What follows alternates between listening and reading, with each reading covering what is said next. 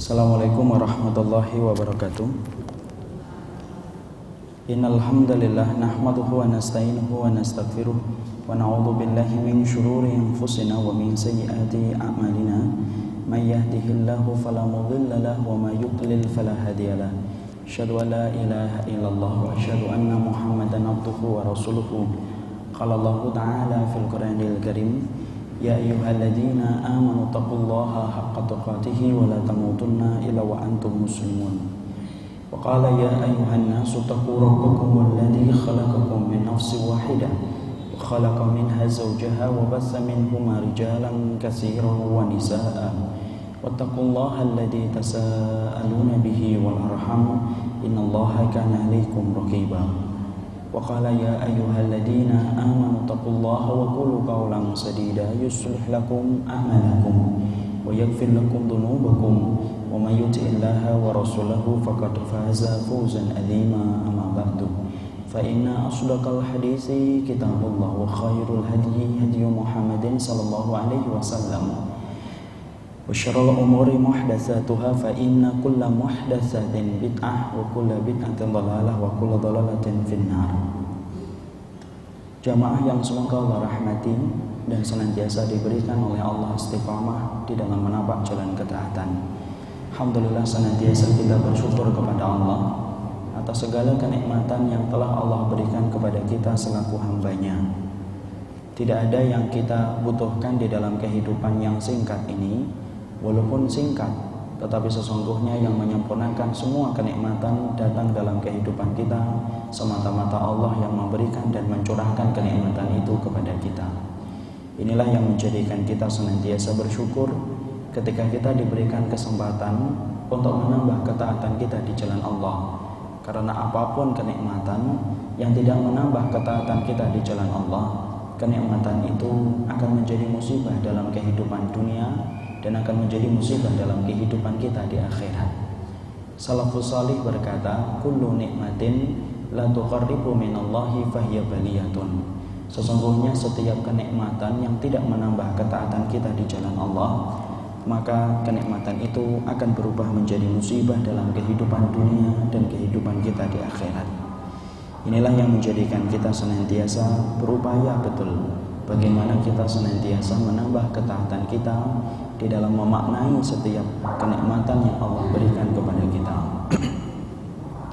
Dan tentunya yang kita syukuri bukan hanya kenikmatan duniawi, karena kenikmatan duniawi dibagi rata oleh Allah antara si mukmin dengan si kafir itu sama. Tetapi yang kita syukuri adalah kenikmatan-kenikmatan yang besar, yang lebih besar daripada kenikmatan duniawi. Salah satunya adalah ketika kita diberikan oleh Allah kesempatan untuk berkumpul di taman-taman surga, supaya kita mampu memetik faedah manis dari setiap nasihat yang disampaikan oleh Allah dan Rasul. Karena sesungguhnya barang siapa yang mencintai nasihat yang disampaikan oleh Allah dan Rasulnya, maka sesungguhnya dia senantiasa berada di dalam pusaran kebaikan. Para salaf berkata, an-nasu la yazaluna fil khairi madamu yuhibbuna nusha. Manusia itu akan senantiasa berada di dalam kebaikan selama mereka mencintai setiap nasihat yang disampaikan. Dan nasihat yang paling baik adalah nasihat yang disampaikan oleh Allah dan Rasulnya. Jamaah yang semoga Allah rahmati dan Allah berkahi, kita harusnya mengkaji tentang satu tema perkara yang tidak kita kuasai atau perkara yang tidak pernah kita miliki.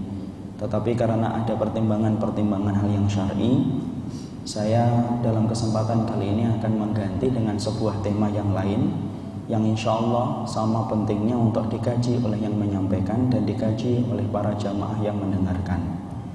Tema yang akan kita bahas dalam kesempatan kali ini adalah andai si mayit apabila bisa bicara. Inilah yang akan menjadi tema yang akan kita bahas, karena kita membicarakan tentang satu perkara, yaitu tentang si mayit. Kalaulah mayit bisa bicara, apa yang akan dikatakan oleh mayit ketika mayit itu bisa bicara kepada kita? Maka dalam kesempatan kali ini kita akan menyampaikan dulu muqaddimah bahwasanya manusia di dalam kehidupan ini manusia itu memiliki dua safar yang akan dia tempuh. Jadi pada hakikatnya diri kita ini adalah musafir. Kita ini adalah musafir dalam kehidupan kita di dunia dan musafir dalam kehidupan kita di akhirat. Safar yang Allah berikan kepada kita itu ada dua. Safar yang qarib, safar yang pendek, dan yang kedua safarun ba'id, safar yang panjang. Safar yang qarib itu adalah safar-safar yang pendek yang kita lakukan dalam kehidupan di dunia. Safar itu adalah dikatakan oleh Syekh Utsaimin intiqalul bilad, intiqalul makan ilal makan. Yang dinamakan safar itu adalah pindahnya kita dari satu tempat ke tempat yang lain, itu namanya safar. Ataupun ketika kita pindah dari satu negara ke negara lain, itulah safar. Dan kita adalah musafir dalam kehidupan dunia yang pendek. Kita sering sekali melakukan safar dalam kehidupan kita. Ke Bandung, ke Semarang, Sumatera, Kalimantan, itu merupakan contoh-contoh tempat di mana kita pernah menuju ke tempat itu, di mana itu bukan tempat tinggal kita. Artinya kita melakukan safar. Safar sendiri itu artinya di dalam bahasa Arab, kenapa perjalanan itu dinamakan safar? Safar itu diambil dari kata bana wa wadhaha. Artinya itu jelas dan nampak. Kenapa perjalanan itu dikatakan di dalam bahasa Arab itu dengan bana wa wadhaha, nampak dan jelas?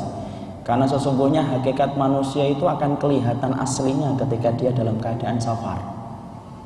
Ibu-ibu jangan komentar tentang temannya, baik ataupun sabar, sampai ibu pernah safar bersamanya dan ibu melihat bagaimana kesabarannya ketika letih.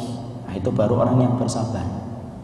Makanya Umar bin Khattab radhiyallahu anhu di dalam athar yang sahih, beliau apabila mendengar seseorang berkata, rajulun thayyib, dia laki-laki baik, maka Umar berkata kepada laki-laki itu, hal safarta ma'ahu, kamu pernah safar enggak sama dia? Kalau orang itu berkata, na'am safartu ma'ahu, saya pernah safar sama dia, maka kesaksian laki-laki itu diterima oleh Umar bin Khattab. Berarti itu laki-laki yang betul-betul baik dan sabar. Kenapa? Nampak identitas aslinya, karakter dan wataknya yang asli itu ketika safar. Tapi kalau ada orang yang berkata kepada Umar, innahu rajulun thayyib, dia laki-laki yang baik, Umar akan berkata, hal safar ma'ahu, pernah enggak safar sama dia? Kalau orang itu menjawab, la, lam usafir, saya belum pernah safar sama dia, maka Umar itu tidak mau menerima kesaksiannya dan berkata, kadzabta, bohong, dusta. Karena sesungguhnya kamu belum pernah safar sama dia, jadi kamu tidak tahu apakah dia betul-betul sabar ataukah betul-betul baik sampai kamu safar bersama dia. Nah, itulah kenapa di dalam bahasa Arab perjalanan itu dinamakan safarun, diambil dari makna wadhaha wabana, jelas dan nampak. Jadi disitulah kita melakukan safar-safar yang pendek di dalam kehidupan kita, di mana safar itu akan menampakkan identitas kita yang asli. Sabar, ridho, itu akan nampak ketika safar. Makanya kalau ada calon anggota keluarga datang kepada keluarga kita, tes dulu, uji. Bapak kita atau suami kita suruh ngajak dia untuk kemudian melaksanakan safar. Kelihatan apakah sabar ataukah tidak calon anggota baru yang akan masuk ke dalam keluarga kita ataukah tidak. Itulah safar yang pendek. Ada yang kedua yang disebut dengan safar yang ba'id. Safar yang ba'id itu adalah safar yang jauh, safar yang kemudian akan kita tempuh dalam perjalanan yang panjang, safar yang tidak ada ujungnya dan tidak ada rehatnya. Kapan itu seseorang akan melaksanakan safar yang ba'id? Nanti ketika mata telah menutup dan tidak bisa membuka mata kembali. Artinya ruh berpindah dari jasadnya, berpindah ke atas langit dan dikembalikan ke dalam jasad di dalam kubur. Itulah safar yang panjang. Karena pada hakikatnya orang ketika mati itu tidak istirahat. Makanya Nabi itu marah kalau ketika beliau bertanya, aina fulan, mana fulan? Lalu kemudian salah satu sahabat berkata, istaroha fulan, fulan telah istirahat ya Rasulullah, dia telah meninggal dunia. Lalu kemudian Rasulullah marah, wajahnya memerah dan berkata, kata siapa kematian itu adalah istirahat? Justru perjalanan panjang itu dimulai ketika orang itu meninggal dunia. Makanya dengarkanlah sebuah dialog yang terjadi antara Abu Hurairah dengan anaknya. Ketika anaknya melihat Abu Hurairah itu menangis, padahal anaknya itu ngerti bagaimana keutamaan yang dimiliki oleh Abu Hurairah itu begitu besar. Dia menyampaikan hadis-hadis yang disampaikan oleh Rasul, dihafalkan oleh Abu Hurairah, disampaikan kepada umat yang tidak mendengar langsung. Tapi tahukah kita bahwasanya Abu Hurairah itu ketika detik-detik sakaratul mautnya, maka Abu Hurairah itu menangis, di mana tangisan itu memilukan dan menjadikan anaknya itu bersedih, sampai anaknya untuk menghentikan tangis bapaknya Abu Hurairah berkata, "Madza yubkika? Yang membuatmu nangis itu apa sih, ayah? Kamu adalah orang yang paling banyak amalnya di dalam meriwayatkan hadis Rasulullah. Tidak ada yang mampu nandingi kamu di dalam meriwayatkan hadis dari Nabi. Tetapi kenapa aku dapati engkau hari ini itu menangis? Madza yubkika? Yang membuatmu nangis itu apa, wahai ayahku?" Lalu kemudian Abu Hurairah berkata, "Tulus safar, qillatul a'mal, falam nadri al-mahbit am akuna fil jannah am akuna fin nar." Maka Abu Hurairah berkata kepada anaknya yang saat itu mencoba menenangkan beliau dan berkata, "Tulus safar, anakku, kamu itu nggak ngerti. Perjalanan yang akan ditempuh oleh ayahmu ini sebentar lagi adalah perjalanan yang sangat panjang. Qillatul a'mal, sedikitnya bekal yang dibawa oleh ayahmu ini. Falam nadri, dan kami tidak tahu al-mahbit, terminal mana yang akan diinjak oleh ayahmu, fil jannah am finnar, di surga atau di neraka." Ketika mendengarkan jawaban itu, maka anaknya ikut menangisi bagaimana kemudian tentang nasib yang akan ditempuh oleh ayahnya Abu Hurairah ketika Abu Hurairah menyebutkan safar yang akan ditempuh oleh beliau itu adalah safar yang panjang. Disitulah kita memahami inilah safar, dimana kita ini hari ini menjadi musafir. Di dunia musafir qarib, kita menjadi musafir yang pendek. Tapi ada satu status safar yang pasti kita akan tempuh dan tidak ada yang membedakan. Safarun ba'id, yaitu adalah safar yang jauh yang ditempuh oleh kita ketika ruh sudah berpisah dari jasad. Sebagaimana di dalam safar, kita itu ingin apabila kita akan menuju kepada satu tempat yang baru, kita itu selalu tertarik dan penasaran tentang tempat yang baru yang akan kita tuju. Itu fitrahnya manusia. Bapak atau ibu ketika belum pernah umrah, sekalinya mau umrah, di mana itu adalah umrah yang perdana, pasti kita akan bertanya kepada orang yang pernah umrah ataupun yang baru pulang umrah, gimana keadaan di Mekah, gimana keadaan di Madinah, bekal apa yang saya harus bawa dan apa yang harus saya persiapkan, bagaimana keadaan di sana. Itulah yang kemudian dikatakan ketika kita akan menuju kepada tempat yang baru ya. Maka kemudian dengan kita bertanya, kita mengetahui bekal apa yang harus kita bawa. Kalau orang yang baru pulang umrah berkata, ini musim dingin di Makkah, bawa jaket lebih dari satu, supaya menjadi cadangan kalau kamu beberapa hari merasakan dinginnya dengan ganti jaket. Bawa kaos kaki, jangan hanya satu pasang, kalau bisa 3 pasang sekaligus, karena sering basah. Maka kita kalau kemudian betul-betul orang yang memperhatikan safar kita akan memperhatikan bagaimana jaket dan kita akan beli itu kaos kaki di Indonesia supaya ketika di sana tidak kerepotan. Coba bayangkan kalau kemudian kita tidak mengindahkan apa yang diceritakan teman kita ketika habis pulang umrah. Dia cerita dingin dan menyampaikan supaya kita bawa jaket, tapi kita tidak mau bawa jaket. Dia menyampaikan kepada kita bawa kaos kaki, tapi ternyata kita tidak mau bawa kaos kaki. Maka pasti di dalam perjalanan kita akan menemukan kerugian ketika sampai di Mekah. Kita kedinginan, mau beli jaket ternyata harganya mahal, mau beli kaos kaki ternyata tidak gampang mendapatkan kaos kaki. Akhirnya tawafnya tidak pernah lama karena merasa dingin, iktikafnya tidak pernah lama karena kedinginan di Masjidil Haram. Itulah ruginya kalau kita tidak bertanya. Maka pada hakikatnya sama dengan safar yang akan kita tempuh, yaitu adalah kematian. Safar yang kemudian kita akan tempuh adalah safar yang sangat jauh. Kita ingin sekali bertanya kepada orang-orang yang telah meninggal dunia, supaya kemudian mereka ruh-ruhnya itu ngomong kepada kita apa yang mereka temui dan apa yang mereka inginkan setelah mereka itu mati dari kehidupan dunia yang belum mereka dapatkan. Sebagaimana kita bertanya kepada orang yang baru pulang umrah apa yang harus kita persiapkan supaya kita tidak rugi di Mekah, maka sama kita ingin bertanya kepada orang yang telah meninggal dunia, bapak kita, ibu kita, kakak kita, adik kita ataupun anak kita yang hari ini sudah meninggal dunia, kamu di sana itu apa yang kamu lihat dan apa yang harus saya persiapkan supaya saya tidak rugi ketika sudah di sana.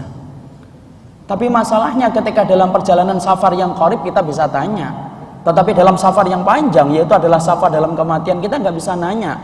Karena memang Allah takdirkan orang yang meninggal dunia tidak pernah bisa bicara dengan orang yang hidup. Itu merupakan ketentuan akidah, tidak bisa dirubah. Makanya kalau ada orang yang mengatakan ada satu ilmu yang bisa menghubungkan antara yang hidup dengan orang yang mati, pastikan itu bukan dari Allah, tetapi itu pasti datang dari setan. Kenapa? Di dalam Islam itu tidak ada pembicaraan antara ruh dengan pembicaraan kepada orang yang hidup. Karena itu mustahil terjadi dalam kehidupan kita. Tapi walaupun itu adalah mustahil dalam kehidupan kita, maka kita harus paham, Allah itu betul-betul Rahman, Allah itu betul-betul sayang kepada umatnya. Allah kemudian tidak tutup cerita tentang kematian, Allah sampaikan bagaimana angan-angan yang dimiliki oleh orang yang mati. Kemudian Allah ceritakan di dalam kitabullah dan sunnah sebagai bentuk kasih sayangnya kepada kita. Dan Allah sampaikan kepada orang yang beriman supaya mereka itu merenungkan perjalanan panjang yang akan dia tempuh. Jadi tidak perlu sedih kalau di dalam Islam itu tidak ada satu ilmu yang menghubungkan kita dengan ruh. Tidak perlu sedih. Karena ternyata rahmannya Allah lebih besar daripada apa yang kita pikirkan. Allah ngerti kita butuh tentang satu tempat yang belum pernah kita tuju. Allah tampakkan sifat rahmannya. Allah ceritakan kepada kita di dalam Al-Quran dan As-Sunnah detail tentang keceritaan, tentang peristiwa di alam kubur dan peristiwa di alam mahsyar, supaya kita itu mengambil bekal. Inilah yang kemudian menjadikan kita ingin mengkaji apa yang dibicarakan oleh si mayit yang Allah abadikan, Allah rekamkan di dalam kitabullah dan sunnah, supaya kita calon musafir dalam kehidupan yang panjang itu mempersiapkan diri dan supaya tidak menemukan kerugian ketika dalam safar yang panjang yang akan kita temui. Maka sebelum kita membahas tentang itu, kita harus paham, siapapun yang mereka itu senang bertemu dengan Allah, Allah itu akan senang bertemu dengannya. Tapi barang siapa orang yang kemudian benci bertemu dengan Allah, Allah pun lebih benci untuk bertemu dengan dirinya. Artinya, orang yang kemudian melihat kematian, seorang mukmin itu melihat kematian merupakan salah satu perkara yang menyenangkan. Walaupun jiwa kita membenci dan nafsu kita itu mengingkari. Tapi keimanan itu mendudukkan kita supaya kita itu mencintai kematian. Kenapa? Karena kematian itu merupakan sarana kita bertemu dengan Allah, zat yang kita cintai, zat yang kita sembah dalam setiap sholat dan setiap ibadah kita. Makanya barang siapa orang yang senang ketemu dengan Allah, ketika dia senang bertemu dengan kematian, karena itu merupakan wasilah, karena itu merupakan perantara untuk bertemu dengan Allah, Allah itu lebih senang bertemu dengan dia sebagaimana dia ingin bertemu dengan Allah. Sebagaimana pasangan suami istri yang dipisahkan dengan jarak yang jauh, dia suka WhatsApp, dia suka Skype, dia suka online. Kenapa? Skype itu menghubungkan dia dengan istrinya, WhatsApp dia senengin karena menghubungkan dengan istrinya. Sama pula zat yang kita sembah tidak akan pernah bertemu dengan kita ketika kita hidup. Karena tidak ada manusia di atas muka bumi ini ketika rohnya masih bersemayam di dalam jasad, mereka itu bertemu dengan Allah langsung. Tidak ada. Nabi Musa yang menginginkan untuk bertemu dengan Allah saja tidak mampu bertemu dengan Allah, saking kuatnya cahaya yang dimiliki oleh Allah, apalagi kita. Makanya Rasulullah sampai mengatakan, barang siapa yang senang ketemu dengan Allah, maka Allah pun akan senang kepadanya untuk bertemu dengannya.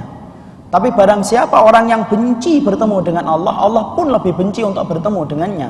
Para sahabat menjawab, emang adakah orang yang benci bertemu dengan Allah? Maka kemudian Rasulullah, orang yang membenci kematian adalah orang yang mereka itu pada hakikatnya benci bertemu dengan Allah. Jadi di situ kita mengambil sebuah faedah. Jadilah orang yang kemudian mencintai kematian dengan kita mempersiapkan apa yang kita mampu maksimalkan, karena sesungguhnya kematian merupakan pintu yang mampu menjadikan kita bertemu dengan Allah, zat yang kita sembah dan zat yang kita cintai dalam setiap kehidupan yang kita lewati. Jadi disitulah kemudian kita memahami bagaimana pertemuan dengan Allah merupakan pertemuan yang penuh dengan kenikmatan.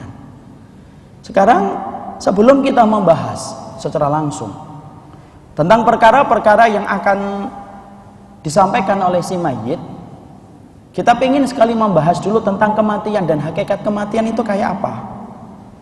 Kenapa kita penting untuk membahas hakikat kematian? Iya, karena kita tidak akan pernah mengetahui makna mayit sampai kita itu melewati sebuah kematian. Kita tidak akan pernah menjadi ruh sampai kemudian kita melewati sebuah pintu yang bernama kematian. Maka sebelum kita membicarakan tentang apa yang dibicarakan oleh si mayit dalam kehidupan mereka di alam barzakh dan di alam mahsyar, mari kita kemudian membuka terlebih dahulu sifat kematian yang diceritakan salaf itu apa. Karena banyak di antara kita yang sering mendengar kata kematian, tetapi kita terkadang tidak paham artinya kematian itu maknanya apa. Padahal memahami makna kematian menjadi salah satu sebab untuk mempersiapkan kita menjadi orang yang pintar. Karena orang yang pintar itu bukanlah orang yang mereka mampu menjawab rumus fisika dan kimiawi. Bukan itu kata Allah. Tetapi Rasulullah itu menyampaikan orang yang pintar, al-kayyisu man dana li nafsihi wa amila ba'dal maut. Orang yang pintar itu adalah orang yang mereka itu merenungkan tentang dirinya dan beramal setelah kematian yang akan dia petik amal itu manfaatnya. Kita ingin jadi orang yang pintar.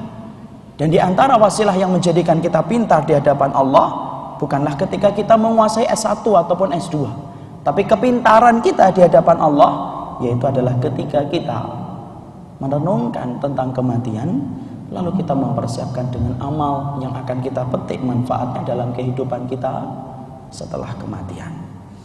Maka kemudian para ulama lalu membicarakan dan menyampaikan kepada kita hakikat-hakikat kematian itu, di mana mereka menyampaikan ada 8 hakikat kematian yang dimiliki oleh sebuah pintu yang bernama kematian. Ya. Jadi ternyata kematian pun mempunyai sifat, kematian mempunyai karakter, dan karakter itulah yang disampaikan oleh para salafus salih. Apa yang pertama dari hakikat kematian itu? Hakikat kematian yang pertama adalah faj'ah. Kematian itu hakikat yang pertama yang dikatakan oleh para salafus salih. Hakikat kematian itu tiba-tiba. Karena sesungguhnya kematian walaupun berlaku kepada orang yang sakit begitu lama, pada hakikatnya pun tiba-tiba. Karena tidak ada orang yang mampu membicarakan dan merencanakan kapan dia meninggal dunia, walaupun dia sakit.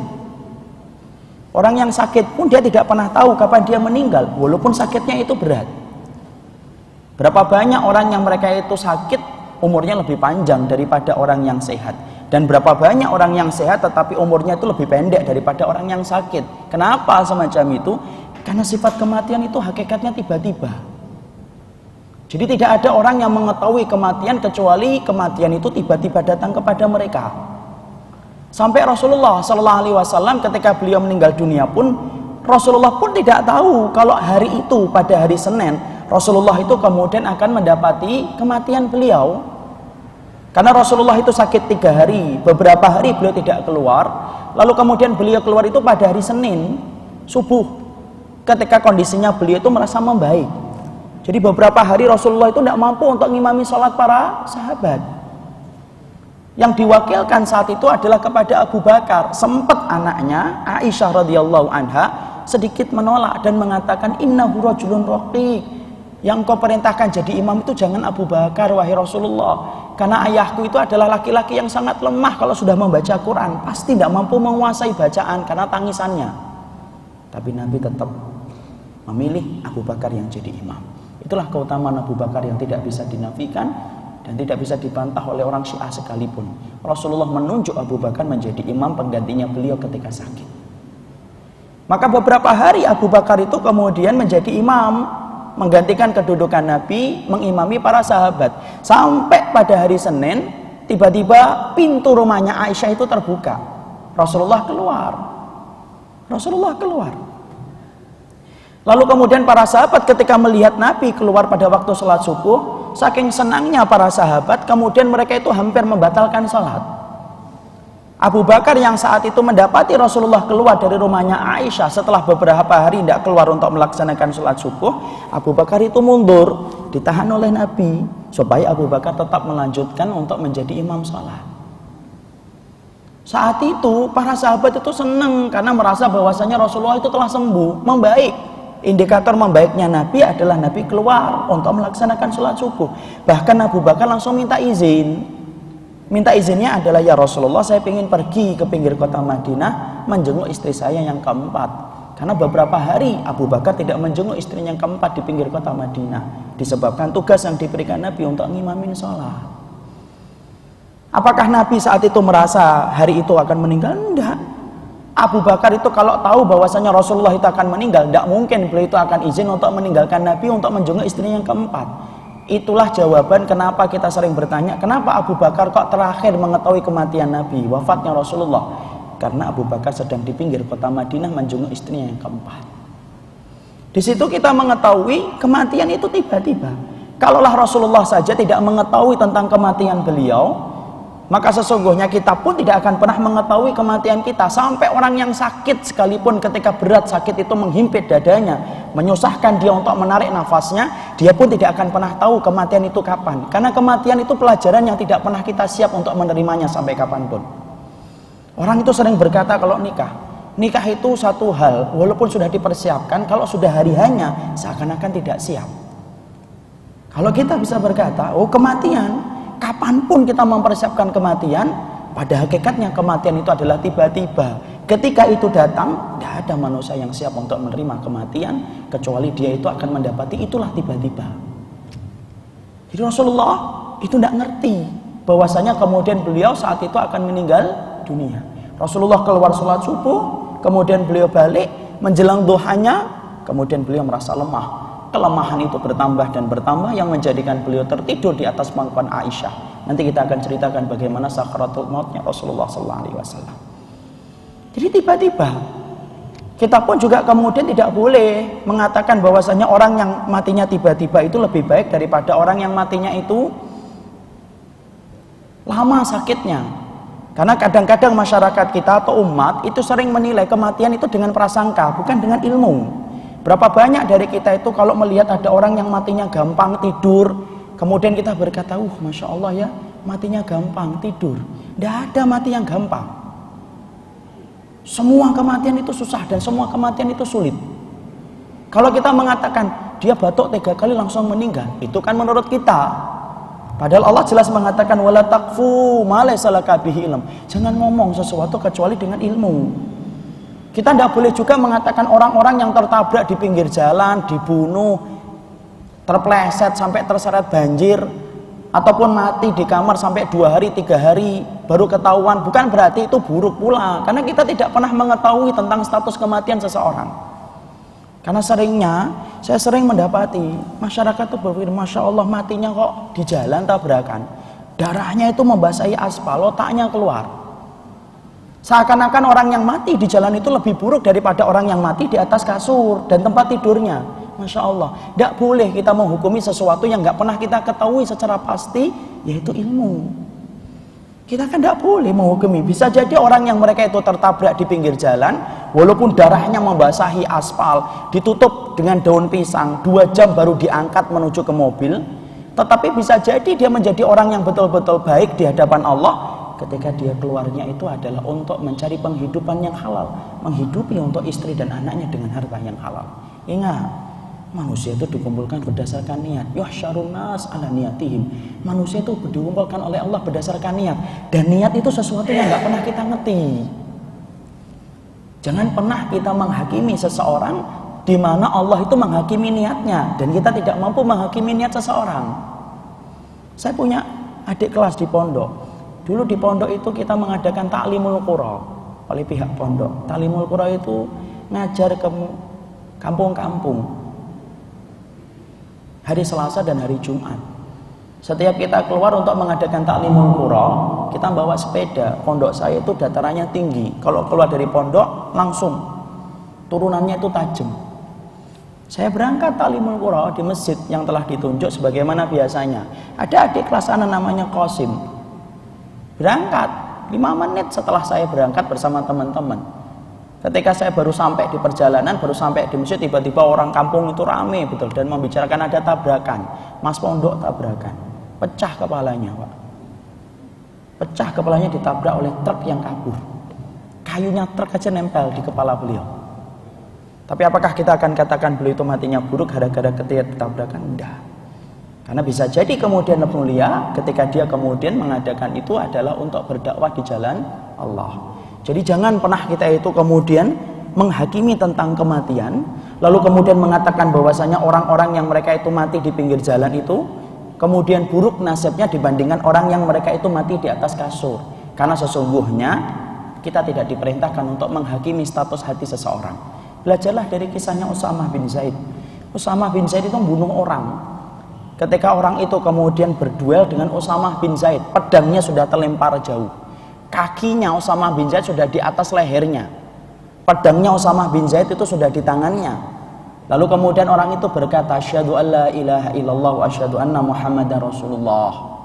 Tetap dipenggal kepalanya oleh Usamah bin Zaid, salah satu sahabat yang dicintai oleh Nabi itu Usamah bin Zaid. Ketika telah meninggal dunia, sya'al khabar, berita itu kemana-mana. Lalu kemudian mereka menyampaikan kepada Rasul, ya Rasulullah, Usamah bin Zaid membunuh orang yang telah bersyahadat.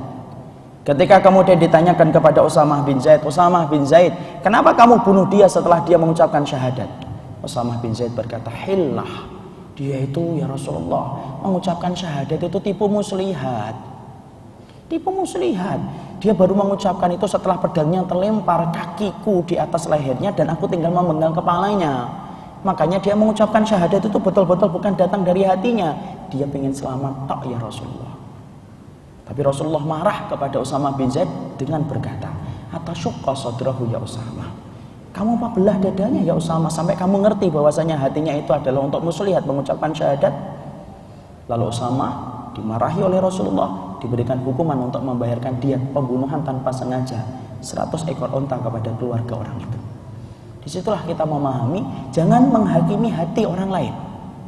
Sebagaimana jangan kita menghakimi kematian orang lain. Karena sesungguhnya kematian orang lain itu kita tidak mengerti dan tidak kita ketahui. Cukuplah bagi kita untuk mengucapkan inna lillahi wa inna ilaihi rajiun, Allahumma firlahu warhamhu wa'afi wa'fu anhu. Selesai. Tapi disitulah kita memahami bahwasanya kematian itu datangnya tiba-tiba. Tidak ada kematian yang kemudian diketahui oleh siapapun, tidak ada yang tahu. Makanya ada seorang penyair Sabiq al-Barbari yang mengucapkan sebuah kalimat syair kepada Umar bin Abdul Aziz ketika Umar bin Abdul Aziz ini sakit yang berat. Syair yang disampaikan oleh Sabiq al-Barbari rahimahullahu ta'ala itu menjadikan Khalifah Umar bin Abdul Aziz itu sampai pingsan, lalu kemudian berujung kepada kematiannya. Apa yang disampaikan oleh penyair tersebut Sabiq al-Barbari kepada Umar bin Abdul Aziz? Fakam min sahihin batalil mauti aminan atathul manaya baghdatan ba'da ma hamaja'a ba'da ma hamaja'a.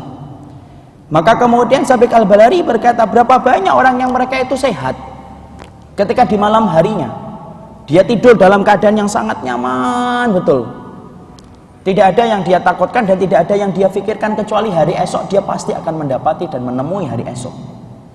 Atathul manaya baghdatan ba'da ma haja. Tiba-tiba ketika dia tidur datanglah pintu kematian itu membuka kepada dirinya dengan malaikat maut yang datang mencabut rohnya. Ketika dia melihat keadaan di sekitarnya, orang itu tidak ada yang menolong dia sedikit pun dan satu pun. Syair ini menyebabkan Umar bin Abdul Aziz itu nangis, kemudian pingsan. Lalu kemudian beliau bangun kembali dan kemudian akhirnya beliau meninggal dunia. Jadi setelah kita memahami kematian itu hakikatnya tiba-tiba. Jadi berapapun lamanya kita mempersiapkan kematian, wallahi kematian itu tiba-tiba. Tidak ada yang mampu untuk kemudian mempersiapkan.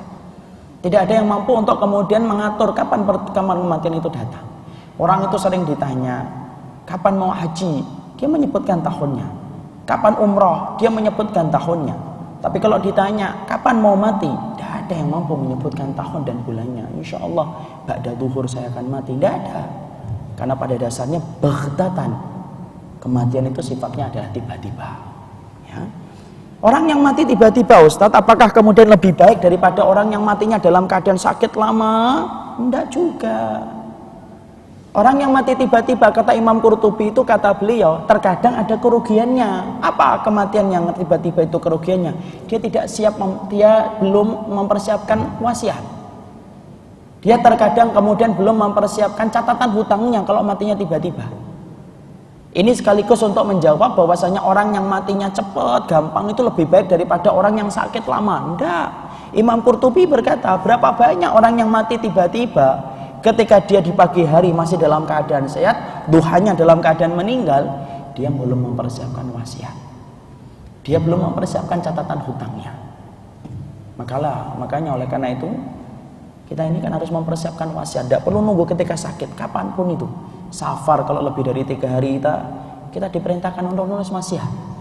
Wasiat itu ada 2, wasiat yang berkaitan tentang harta dan wasiat yang berkaitan tentang bukan harta. Kita ingin supaya anak kita salih, suruh menutup hijab, tulis. Anak yakin betul, anak-anak itu kalau mendapati perintah kita ketika kita sudah tidak ada, itu lebih mempengaruhi mereka dan jiwa mereka daripada mendapatkan perintah itu ketika orang tuanya masih ada. Makanya dulu wasiat itu wajib, tapi dimansuh, dihapuskan, lalu kemudian menjadi sunnah. Sunnahnya itu bagi orang yang pernah safar lebih dari 3 hari, suruh nulis wasiat. Dan wasiat itu ada 2, yang berkaitan harta dan berkaitan bukan harta. Itu yang pertama. Yang kedua,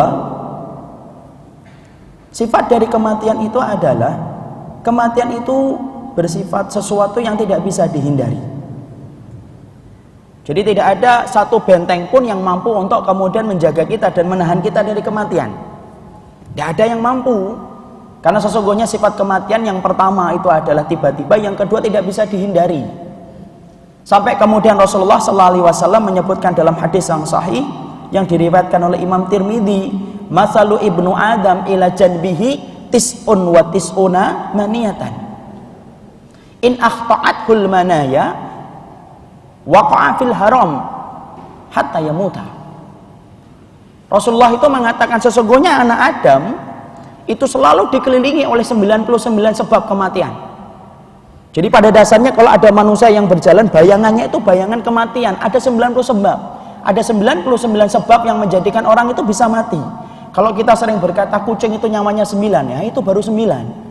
Manusia itu kata Rasulullah, wa ila janbihi tis'atun wa tis'una maniyatan. Setiap manusia itu bayangannya ada 99 sebab kematian. In akhta'athul manaya, kalau kemudian 99 sebab kematian itu mampu dilampaui oleh dirinya, waqa'a fil haram, maka dia pasti akan menemukan tua.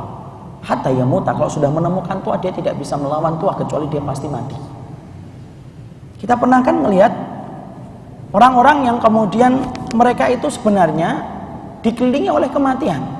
Kita ini dikelilingi oleh kematian. Ada sebab kematian dari makanan, ada sebab kematian itu sebabnya kemungkinan dari orang yang memukuli kita. Ada sebab kematian adalah ketika kita naik pesawat tiba-tiba qadarullah terjadi sesuatu dalam pesawat itu. Na'udzubillah, nasallallahu alaihi wasallam. Ada orang yang terpleset, ada orang yang mati disebabkan karena gulanya sudah kadarnya tinggi. Itu semuanya sebab-sebab kematian.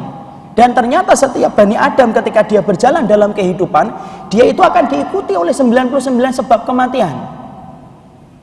Jadi kalaupun ada orang yang mereka itu mampu melampaui setiap ancaman-ancaman kematian sampai 99, maka itu pun dia akan didatangi dengan sebuah penyakit yang dinamakan haram, tua.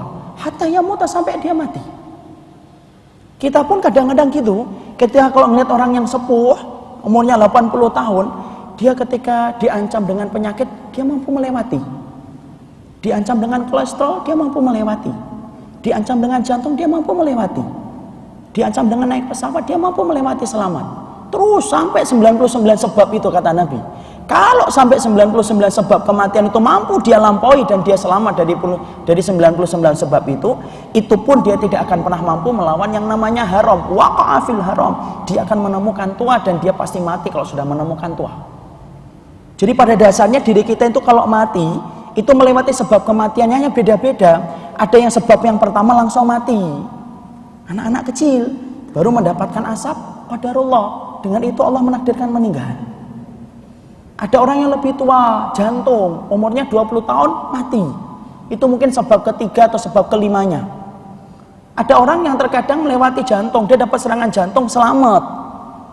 Kemudian dia mendapatkan penanganan yang optimal di rumah sakit, langsung di bypass, dibuat ring, kemudian sembuh. Nah, itu sebab kematian yang keberapa dia selamat. Tapi ada sebab kematian lagi yang akan datang. Mungkin keselak, isi salah. Mungkin kemudian akan terkena sesuatu. Tapi yang pasti, kata Rasulullah, setiap manusia itu ketika dia berjalan, manusia berjalan itu diikuti oleh 99 sebab kematian yang selalu mengancam dirinya. Saya pernah melihat kucing di tol, ketika ada kucing itu nyebrang dari pinggir tol ketika saya di pinggir. Kucing itu ngelewatin bahu yang paling kiri, mampu untuk kemudian selamat ketika dia mampu menyelamatkan diri dari laju truk. Di tengah mampu selamat ketika mobil yang di tengah itu masih agak jauh jaraknya dan sempat membanting setir. Tapi ternyata kucing itu tidak mampu melewati baris yang paling kanan ketika ada mobil yang kencang, langsung kemudian nabrak. Mati di jalan tol. Saya kemudian berpikir ketika membaca hadis ini, perumpamaan yang dikatakan oleh Nabi itu sama dengan perumpamaan kita. Kadang-kadang di antara kita itu diberikan oleh Allah sebab kematian yang ketiga, ada yang sudah meninggal.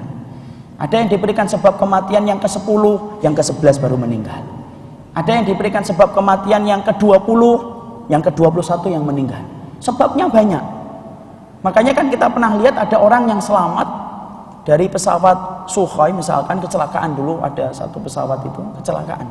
Ada salah satu di antara penumpangnya yang selamat, tapi ternyata beberapa lama setelah itu dia mendapatkan jantung, lalu kemudian meninggal.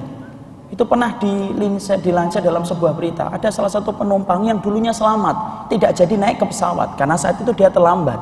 Pesawat itu ternyata menemukan kecelakaan.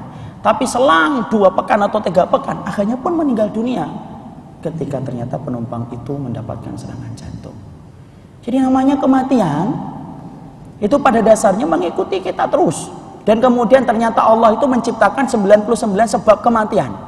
Makanya Hasan Al-Basri sampai menceritakan kepada kita, Masya Allah, kalau kalian tahu bagaimana malaikat mau datang kepada kita, maka kalian tidak akan pernah punya sifat atau kesempatan untuk tertawa. Hasan Al-Basri berkata, malaikat maut itu mengecek kita setiap harinya itu 3 kali, kata Hasan Al-Basri rahimahullah ta'ala. Jadi malaikat maut itu ngecek turun kepada kehidupan kita masing-masing itu sehari 3 kali untuk ngecek ini rezekinya sudah habis atau belum. Oh ternyata masih ada. Kalau masih ada, balik lagi. Nanti kemudian siang ngecek lagi rezekinya yang ditentukan oleh Allah ini sudah habis atau belum. Oh masih ada. Dia kemudian balik lagi. Jadi kemudian kata Hasan Basri, malaikat maut itu kemudian mengetuk kita, menjumpai kita dalam satu hari itu 3 kali. Kalau kemudian dia mendapati oh rezekinya sudah habis, maka kemudian dicabut nyawanya. Disitulah kita faham, Masya Allah, kita tidak akan pernah dimatikan oleh Allah sampai rezeki yang Allah tetapkan untuk kita itu betul-betul Allah sempurnakan. Makanya nanti sampaikan kepada para suami, tidak perlu ngambil yang haram, tidak perlu ngambil yang syubhat. Kalau memang itu rezekimu wahai suamiku, tidak perlu kamu ngambil yang syubhat, itu pun akan datang kepadamu. Tapi kalau memang rezeki itu bukan rezekimu, walaupun kamu menempuh dengan cara yang haram, kalau itu bukan rezekimu tidak akan pernah datang kepada dirimu, apapun usaha yang kamu lakukan. Karena kadang-kadang konsep rezeki kita ini tidak sempurna, yang menyebabkan akhirnya orang itu mengambil cara yang haram dan syubhat. Padahal Allah itu sudah menetapkan rezekinya dengan ketetapan ilmunya yang pasti. Dan Allah tidak akan pernah mematikan seseorang sampai orang yang dimatikan oleh Allah itu disempurnakan dulu rezekinya oleh Allah, baru kemudian dimatikan. Makanya kemudian malaikat maut itu datang kepada kehidupan kita sehari 3 kali. Dia ngeceknya tuh dari mana? Rezeki kita. Rezekinya ini orang ini adalah 2 miliar 100 juta. Oh udah habis ini, saatnya kembali. Maka kemudian dicabut itu kemudian ruhnya. Ketika dicabut oleh ruhnya, semuanya orang menangis. Lalu kemudian malaikat maut akan berkata kepada orang-orang dan keluarga yang menangis itu, Hasan Al-Basri, aku ini menjalankan tugas, jangan salahin saya. Rezeki saudaramu ini sudah habis. Kalau sudah habis, kalaupun kamu meminta mati, kalaupun meminta hidup untuk dirinya, dia tidak akan pernah bisa hidup karena rezekinya sudah tidak ada lagi. Jangan tangisi, karena sebentar lagi pun saya akan mendatangi kalian. Maka kemudian malaikat maut berkata, sampai aku datangi kalian dan tidak ada yang tersisa. Hasan Al-Basri lalu berkata, kalaulah setiap orang itu mengetahui apa yang dikatakan oleh malaikat maut ketika datang kepada kita 3 kali, maka tidak ada lagi orang yang menangisi orang lain, karena orang itu pasti akan menangisi dirinya sendiri. Itulah hakikat kematian. Jadi Allah itu kemudian mengukur kematian kita itu dari rezeki kita. Kalau rezekinya sudah habis, kita ditakdirkan oleh Allah untuk mendapatkan selama hidup kita itu 200 juta, 200 juta habis, saatnya kembali kepada Allah, malaikat maut datang kepada kita. Makanya Hasan Al-Basri berkata, ada orang yang didatangi malaikat maut siang hari, malaikat maut mendapati rezekinya masih ada. Ternyata di sore harinya rezeki itu sudah habis, dan akhirnya kemudian dia meninggal dunia. Jadi setiap orang itu melewati 99 sebab kematian. Jadi kalaupun kemudian kita berhasil melewati satu ancaman, akan datang ancaman berikutnya. Makanya jangan pernah berharap kalaupun kita sehat kemudian umur kita mampu untuk mengalahkan kematian, tidak akan mampu. Kalaupun semua sebab itu mampu dilewati, sebab kencing manis dilewati, sebab kolesterol mampu dilewati, sebab jantung mampu dilewati, sebab dia dipukul sama preman mampu dilewati, semuanya mampu dilewati oleh dirinya, Rasulullah kemudian berkata, waqa'a fil haram. Itu pun dia nanti akan bertemu dengan kematian hatta yamuta. Kalau sudah bertemu dengan kematian pasti dia mati. Itulah kemudian hakikat kematian. Ya. Jadi kemudian hakikat kematian itu pada dasarnya adalah sesuatu yang tidak mampu dihindari. Tidak mampu dihindari. Yang mana semua orang pun akan mendapatkan hakikat kematian itu, dan setiap kita berjalan, pada dasarnya setiap kita berjalan itu kita dibayang-bayangi oleh 99 sebab kematian. Kita keluar dari Masjid At-Taqwa saja kita mendapatkan sebab kematian yang banyak. Naik mobil, berapa banyak ancaman kematian yang bisa mengancam kita ketika kita pulang.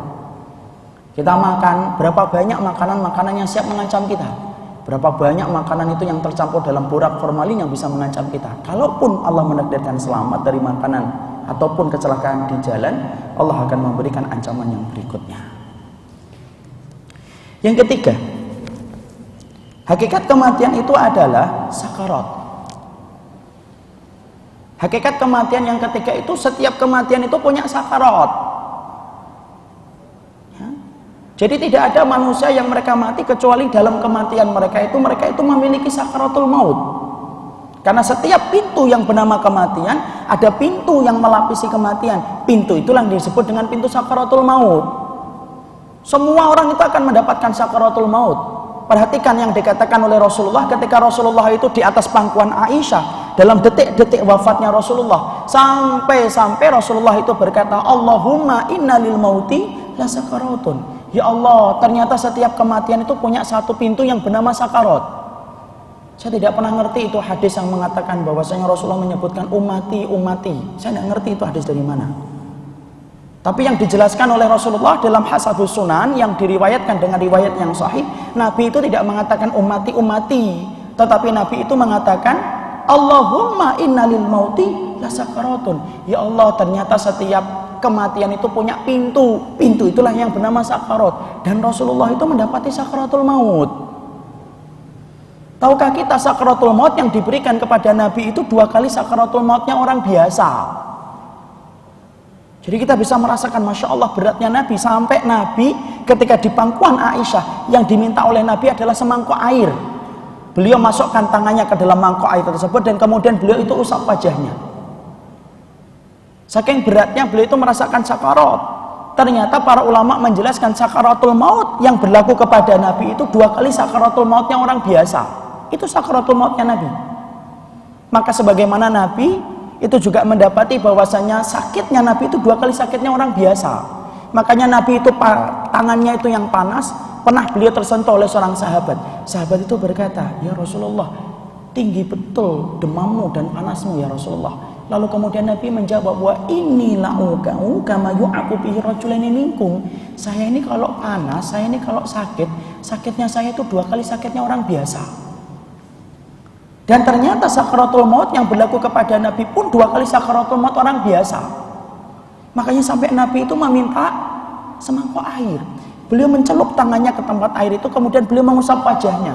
Sampai kemudian berkeringat itu dahinya. Makanya orang yang berkeringat dahi itu bagian dari husnul khatimah, karena beratnya yang dirasakan oleh Nabi saat itu. Makanya siapa yang datang kepada Nabi saat itu yang kemudian menangis? Fatimah radhiyallahu anha. Fatimah ini merupakan putri kecintaan Rasulullah. Ketika melihat Rasulullah SAW itu kemudian merasakan yang sakit, maka kemudian Fatimah itu sedih, nangis. Wajar nangis itu. Tidak boleh kita nyalakan orang yang nangis ketika melihat kesedihan. Karena penduduk surga pun mereka menangis. Maka kemudian ketika Rasulullah melihat Fatimah itu nangis, Rasulullah tidak tega. Kemudian Rasulullah itu memberikan petunjuk dan isyarat supaya Fatimah itu mendekatkan kupingnya ke mulutnya Nabi. Maka Fatimah itu mendekatkan kupingnya ke mulutnya Rasulullah SAW. Lalu kemudian malah justru tumpah air matanya Fatimah, tambah nangis. Ketika Rasulullah mendapati Fatimah itu tambah nangis, maka kemudian Rasulullah memberikan isyarat yang kedua, supaya Fatimah kembali mendekatkan kupingnya ke mulutnya Nabi. Yang kedua, dibisikkan sesuatu, barulah kemudian Fatimah itu tertawa. Sampai kemudian Rasulullah itu meninggal dunia.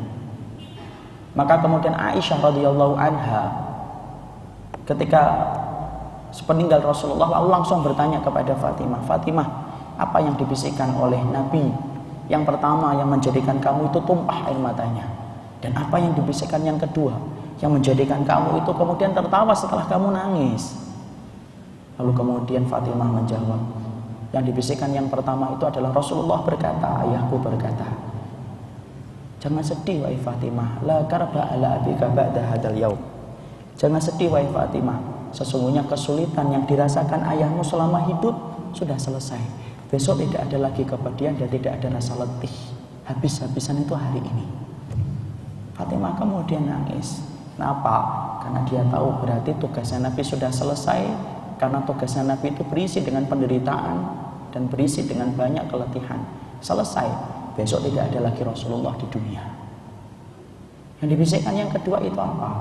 Yang dibisikkan yang kedua Rasulullah berkata, yang membuat saya itu kemudian tertawa, senyum ketika kemudian ayahku berkata, ya Fatimatu innaki min ahli aqrabu minni luhukan. Tak usah nangis wahai Fatimah, sesungguhnya kamu akan menjadi anggota keluargaku yang paling cepat nyusul aku ke surga.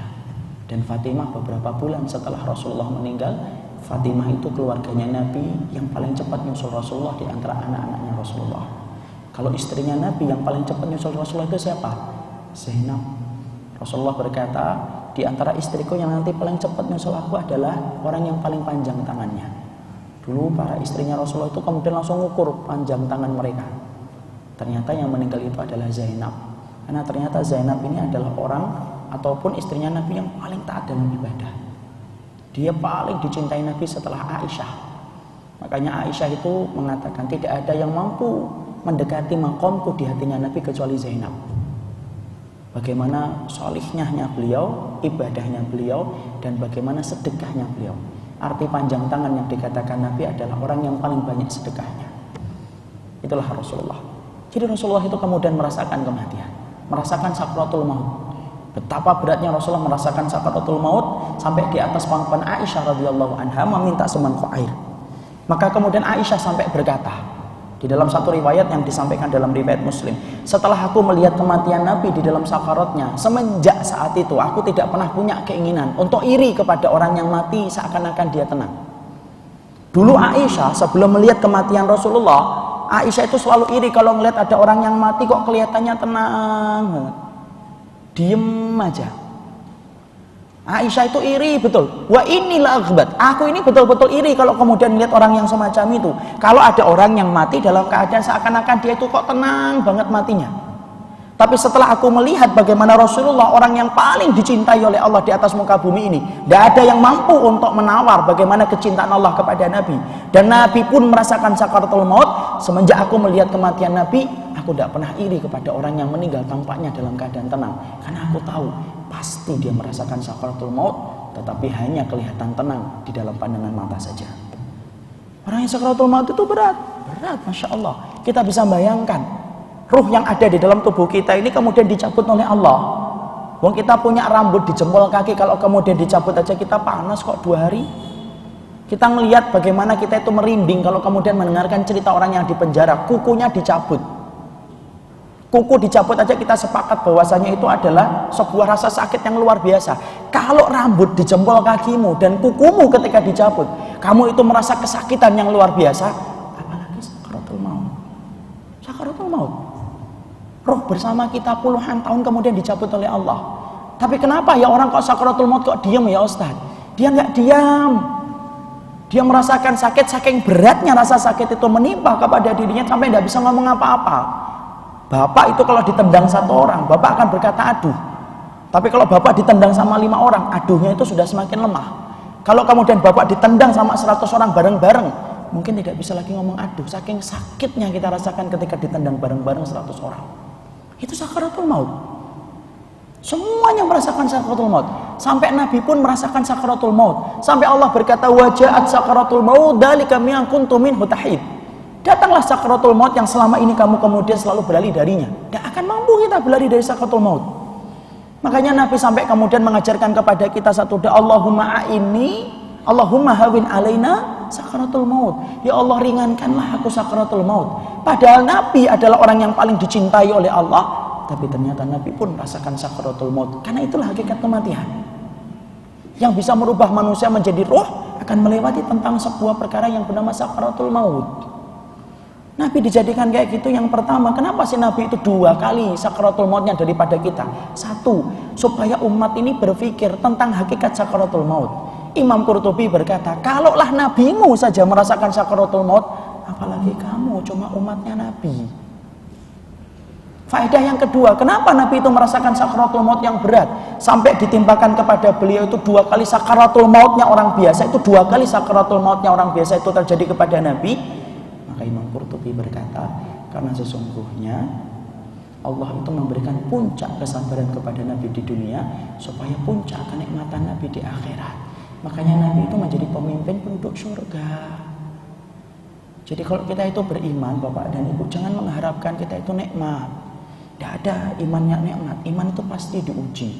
Apapun ujian. Ujian kadang lewat suami, kadang lewat istri, kadang anak. Tapi semakin berat ujian yang Allah berikan, semakin besar kenikmatannya Allah ganti atas segala penderitaan yang dulu kita rasakan di dunia. Sebagaimana Allah memberikan ujian kepada Nabi sampai detik-detik terakhirnya Rasulullah di dunia pun masih dikasih oleh Allah ujian. 2 kali sakaratul maut orang biasa. Yang tidak merasakan sakaratul maut itu siapa, Ustaz? Ada nggak? Ada. Siapa yang tidak merasakan sakaratul maut?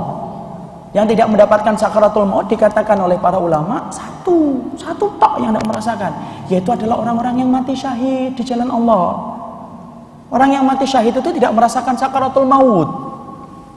Makanya sampai Rasulullah SAW berkata di dalam hadis yang sahih yang diriwayatkan dari jalurnya Imam Nasai dan kemudian Imam Tirmidzi, Rasulullah SAW mengatakan, ma yajidu syahid minal qatli min masil qatli kama yajidu ahadukum min masil qarsah. Orang yang mati syahid di antara kalian ketika dia itu meregang nyawanya, maka dia tidak merasakan apapun dari sakaratul maut, karena yang dirasakan oleh orang yang mati syahid itu sebagaimana digigit semut. Jadi kalau kita melihat ada orang yang terluka dalam peperangan di Suriah, contohnya hari ini jihad yang syar'i itu Suriah, dan kita itu menjadi kewajiban kita untuk mikir untuk itu kewajiban kita untuk mikir, bantu, mikir tidak mau apalagi bantu, harus mikir, harus membantu mereka. Maka kalaupun kita melihat ada korban-korban di daerah Suriah, Syam, yang hari ini berjuang untuk melawan orang-orang kafir, kalaupun mereka terkena pecahan peluru, terkena pecahan mortar, walaupun kita lihat bagaimana rasa sakit yang dia rasakan, tetapi ketika dia meninggal, dia tidak merasakan sakaratul maut kecuali sebagaimana digigit semut. Kita pernah nggak digigit semut? Saya pernah itu punya anduk, dikeruputi semut. Ketika kita pakai, semut itu nempel di seluruh tubuh. Yang paling kita bersihkan dengan minyak kayu putih, hilang. Nah, orang yang kemudian mereka itu mati syahid tidak ngerasain sakaratul maut. Bahkan dicabutnya kuku itu lebih menyakitkan bagi orang yang mati syahid daripada ketika dia mati. Kenapa? Sakaratul maut ditutup sama Allah bagi orang yang syahid karena cintanya Allah kepada orang yang syahid. Makanya derajat orang yang ahli ilmi yang solih dibandingkan dengan orang yang mati syahid lebih tinggi orang yang mati syahid. Mari kita dengarkan cerita tentang Abdullah bin Haram dalam riwayat Abu Dawud. Abdullah bin Haram ini bapaknya Jabir bin Abdullah radhiyallahu anhu. Jabir bin Abdullah radhiyallahu anhu itu mendapati bapaknya Abdullah bin Haram, orang tua sepuh, tapi senangnya sama dia itu luar biasa. Sampai akhirnya terbunuh di salah satu peperangan. Tahukah kita, Abdullah bin Haram itu ketika nyari kuping, ketika ditemukan kupingnya itu tidak ada. Karena kemudian sudah dicacah-cacah sama orang-orang musyrik. Maka kemudian ketika akhirnya akan disolati, Nabi itu mundur. Sampai para sahabat itu dorong Nabi, ya Rasulullah, maju ya Rasulullah. Tapi ternyata Nabi itu berkata, loh kalian apa nggak ngerti nih? Ini loh, banyak malaikat yang sedang desak-desakan, rebutan untuk menyolatkan Abdullah bin Haram. Bapaknya Jabir bin Abdullah, salah satu perawi hadis. Kemudian akhirnya Jabir bin Abdullah itu nangis setelah kemudian sudah dimakamkan. Jabir bin Abdullah itu nangis. Wajar, kematian orang yang dia cintai, ayahnya. Lalu kemudian Rasulullah itu sebagai pribadi yang ngerti tentang keadaan umatnya dan sahabatnya kemudian berkata, wahai Jabir, ta'ala indihuna, kesini Jabir, kesini. Lalu kemudian Rasulullah berkata kepada Jabir, ya Jabir, ala ukhbiruka ma kalama Allahu li abika. Jabir, kamu mau tahu nggak yang sedang Allah bicarakan dengan ayahmu sekarang itu apa? Kamu mau pengen tahu? Lalu kemudian Jabir berkata, bala ya Rasulullah, saya ingin tahu ya Rasulullah, apa yang sedang dibicarakan Allah kepada ayahku, Jabir bin Abdullah. Lalu kemudian Nabi berkata, ya Jabir, ma kalama Allahu ahadan illa min wara'i hijabin wa kalama abaka kifahan. Jabir, Allah itu tidak pernah bicara dengan orang yang sudah meninggal dunia itu kecuali bicaranya di belakang hijab sampai nanti hari kiamat. Tapi ketika Allah itu menyambut ayahmu Abdullah bin Haram karena kecintaannya kepada orang yang berjihad di jalan Allah, Allah itu menyambut ayahmu dengan Allah itu berbicara langsung kifahan. Kifahan itu face to face, wajah dengan wajah, tidak ada satir, tidak ada hijab. Lalu kemudian Allah itu bertanya kepada ayahmu, ya Abdullah bin Haram, tamanna alayya u'tika. Wahai hambaku, minta kepadaku sesuatu, aku kasih. Pada saat itu Abdullah bin Haram itu sudah mendapatkan surga. Coba, sudah mendapatkan surga. Allah masih berkata, tamanna alayya u'tika. Kamu minta apa? Aku kasih. Ayo, kamu minta apa? Aku kasih. Ternyata yang diminta oleh Abdullah bin Haram itu apa? Antuhyani fauqtalu fika saniyatan. Ya Allah, tidak ada yang aku minta kecuali satu, ya Allah. Hidupkan aku lagi supaya aku bisa melewati kematian kembali di jalan Allah. Hidupkan aku lagi, ya Allah, supaya aku merasakan nikmatnya mati syahid di jalan. Lalu Allah menjawab, innahu sabaqa minni innahu la ruja'un. Kalau itu tidak bisa, ketentuan hidup dan mati itu sudah diatur oleh Allah, sudah diatur oleh diriku. Tidak mampu kamu melampaui orang yang hidup kembali. Lalu kemudian akhirnya Jabir, kalau kemudian Abdullah bin Haram berkata, kalau begitu ya Allah, fa'ablik man warai. Kalau begitu ya Allah, sampaikan kepada orang setelahku apa kenikmatan yang aku dapatkan dari engkau setelah aku itu mati syahid. Lalu Allah turunkan, Allah penuhi permintaan dari Abdullah bin Haram.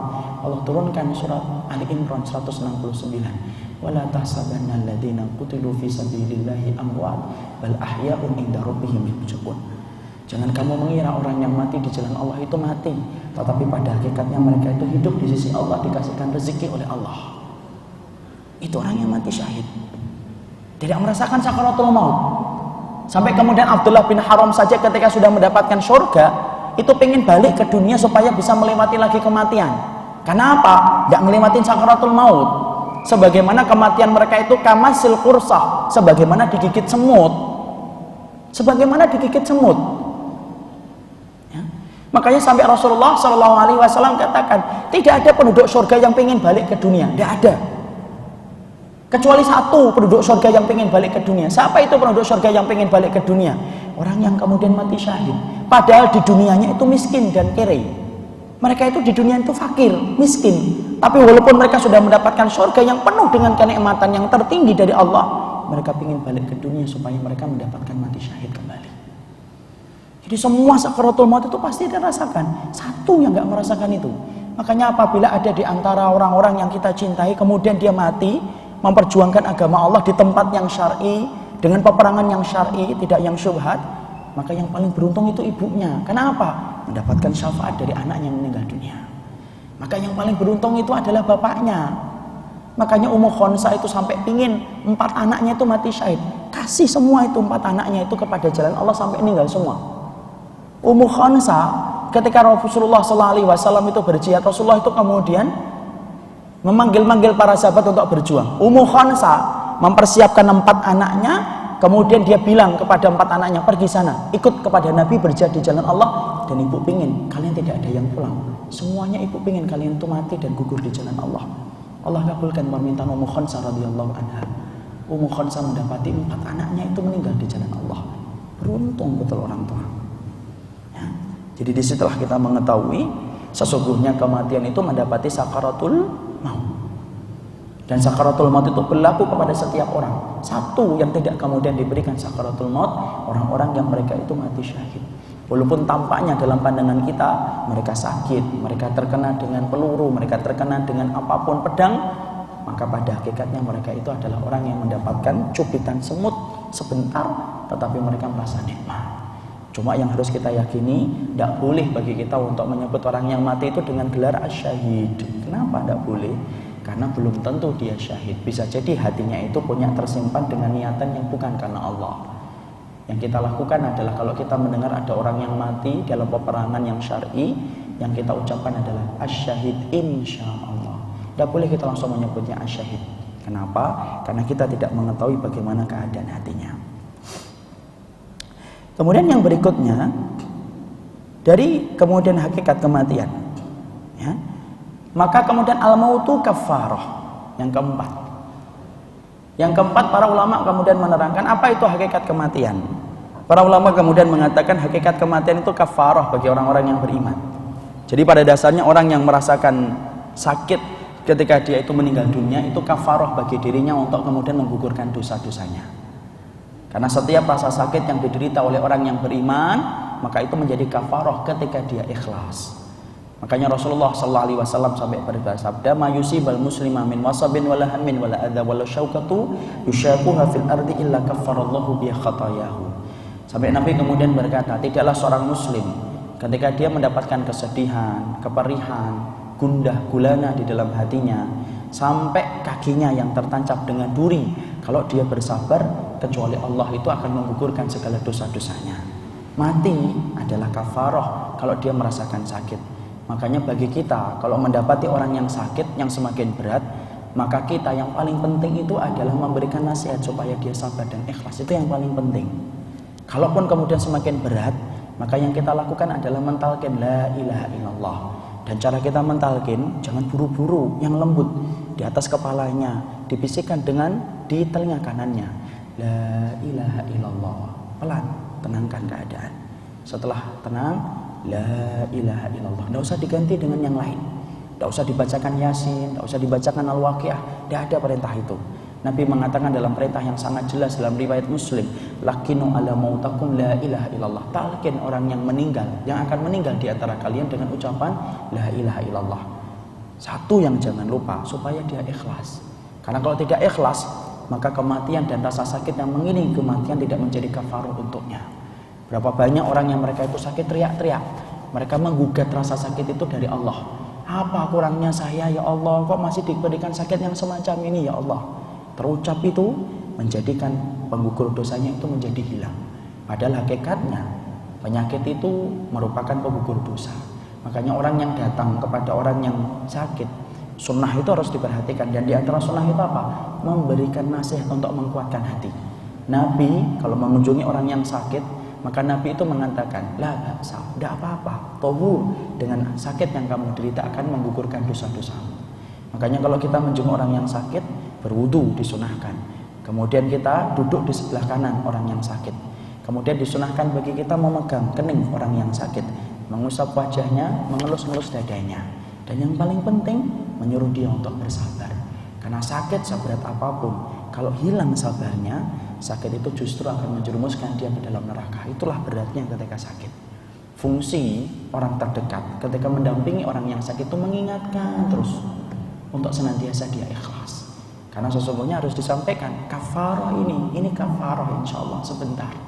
Karena banyak orang yang mereka tidak sabar ketika menderita penyakit. Dan di saat dia menderita penyakit, banyak kalimat-kalimat buruk yang dia keluarkan.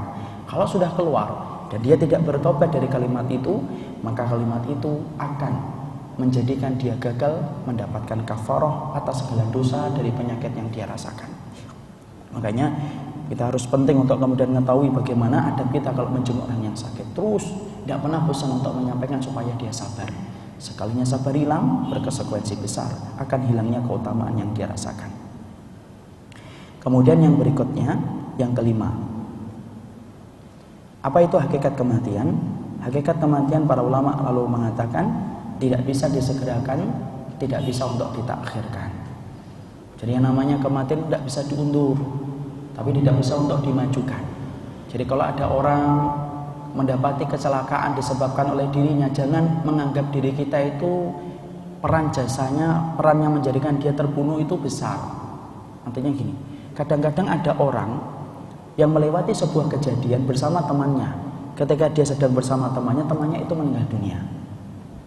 Lalu kemudian orang itu merasa bersalah, gara-gara saya dia meninggal dunia. Padahal kematian itu sudah ditetapkan oleh Allah. Saya ingin menyampaikan masalah ini juga karena saya punya teman sampai beliau stres setengah tahun. Disebabkan beliau pernah memboncengkan temannya beliau dalam satu perjalanan, lalu tabrakan. Yang memboncengkan selamat, yang diboncengkan meninggal dunia. Keluarganya sudah nerima, sudah ridho, memang sudah ketetapan takdir untuk meninggal. Karena memang meninggal itu la yastakhiruna sa'ata wa la yastaqdimun. Tidak mampu diundur, tidak mampu dimajukan.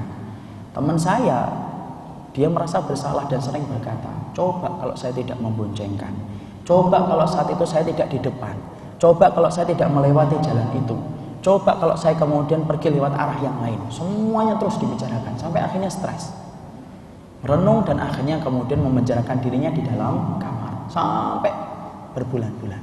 Padahal hakikat kematian itu adalah tidak dapat disegerakan dan tidak dapat diundur. Kadang-kadang kita mendapati ada keluarga yang nyesel banget ketika ada anggota keluarganya yang harus ditopang dengan berbagai macam alat yang mana pembayarannya itu mahal, sampai puluhan juta satu harinya. Lalu kemudian karena merasa tidak lagi mampu bisa membayar, kemudian mereka dengan berat hati berkata, dok, tolong dilepas saja dok, sudahlah kita pasrah. Ketika dilepas meninggal dunia. Lalu kemudian berkata, Masya Allah, gara-gara dilepas nih selang-selangnya akhirnya bapak meninggal dunia, ibu meninggal dunia. Enggak, bukan karena dilepasnya selang, memang itu ketetapannya. Qadarullah, pas dilepasnya selang itu meninggal dunia. Ini harus kita pahami supaya kita mempunyai kelapangan hati kalau sudah mendapati tentang hakikat orang yang meninggal di sekitar kita. Karena banyak orang yang mereka itu tidak menerima sebab kematian seseorang, lalu menyalahkan dirinya masing-masing. Kematian itu tidak mempan, tidak pernah diundur, tidak pernah mampu dimajukan. Sama, orang yang memegang kebenaran itu tidak pernah mendekatkan ajal dan tidak pernah menjauhkan rezeki. Banyak orang yang mikir, kalau kamu memegang kebenaran, kamu dapat ancaman banyak, matinya cepat. Kata siapa? Rasulullah mengatakan dalam riwayat Tirmidzi, innal haqqa la yuqarribu ajalan wa la yubaidu an rizqin. Sesungguhnya kebenaran itu tidak pernah mendekatkan ajal dan tidak pernah menjauhkan rezeki. Orang itu merasa kalau dia berada dalam kebatilan, maka dia mampu mengakhirkan ajal dan mampu mendekatkan rezeki. Tidak, kata Nabi. Rasulullah mengatakan, benar yang kamu lakukan ketika menjalankan perintah Allah, tidak pernah mendekatkan ajal dan tidak pernah kemudian menjauhkan rezeki. Karena semua ketetapannya sudah dibahas, sudah ditetapkan oleh Allah. La yastakhiruna sa'ata wa la yastaqdimun. Tidak mampu dimajukan, tidak mampu dimundurkan. Jadi pada dasarnya di sini, pada dasarnya kita selalu akan mengalami kematian dan tidak bisa dimundurkan. Kalau ada orang yang berkata, Ustadz, bagaimana silaturahim? Dikatakan silaturahmi tazidu fil umri. Sesungguhnya orang yang melaksanakan silaturahmi itu menambah umur. Maka para ulama memberikan penjelasan yang berbeda-beda. Ada sebagian para ulama diwakili oleh Imam Nawawi mengatakan, umur yang ditambahkan adalah kenangan-kenangan baik dari orang itu. Ibu ataupun bapak ketika silaturahmi, orang yang didatangi itu pasti senang. Maka kemudian ketika dia meninggal, orang yang datang kepada keluarganya, dia akan mengingat, Masya Allah, dia dulu rajin ke tempat kita.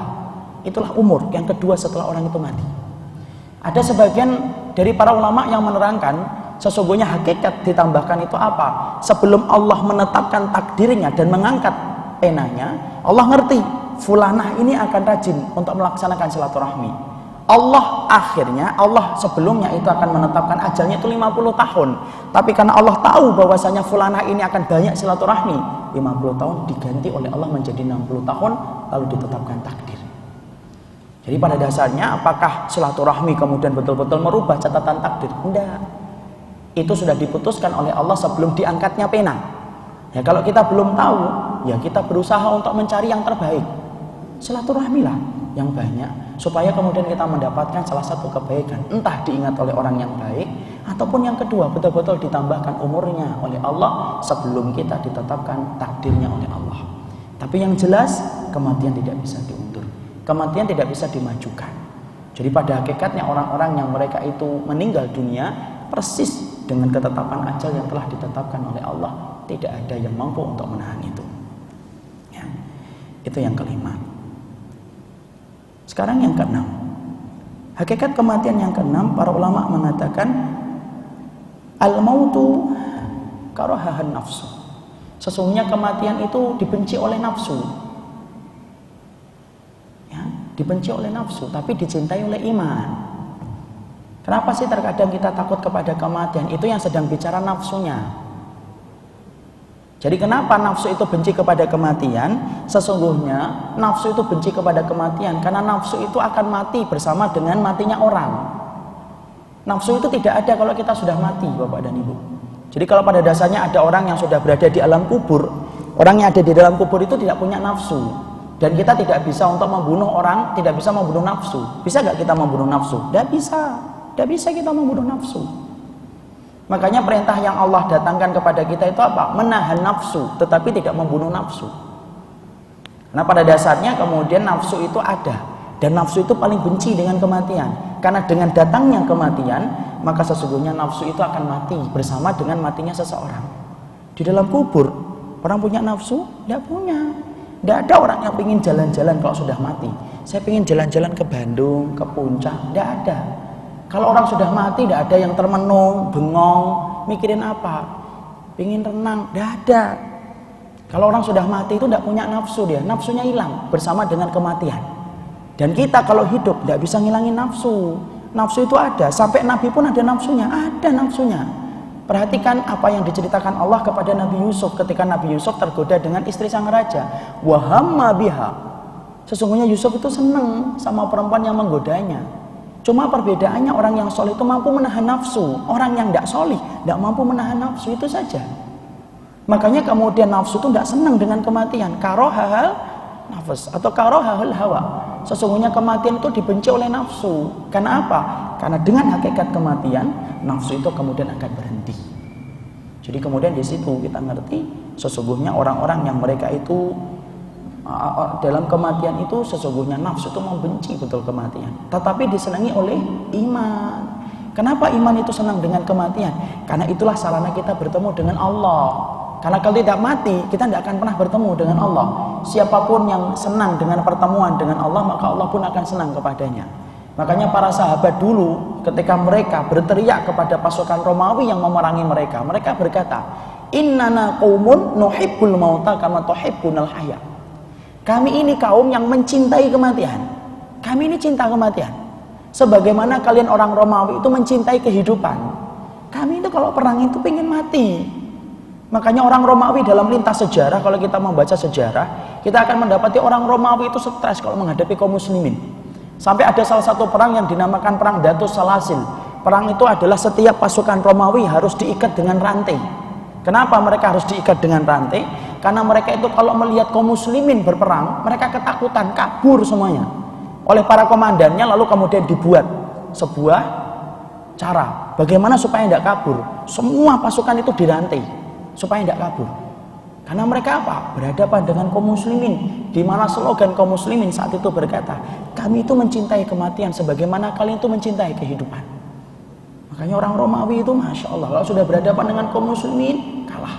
Makanya tidak sampai 100 tahun setelah munculnya Islam, Persia hancur di bawah pemerintahan Umar bin Abdul Aziz.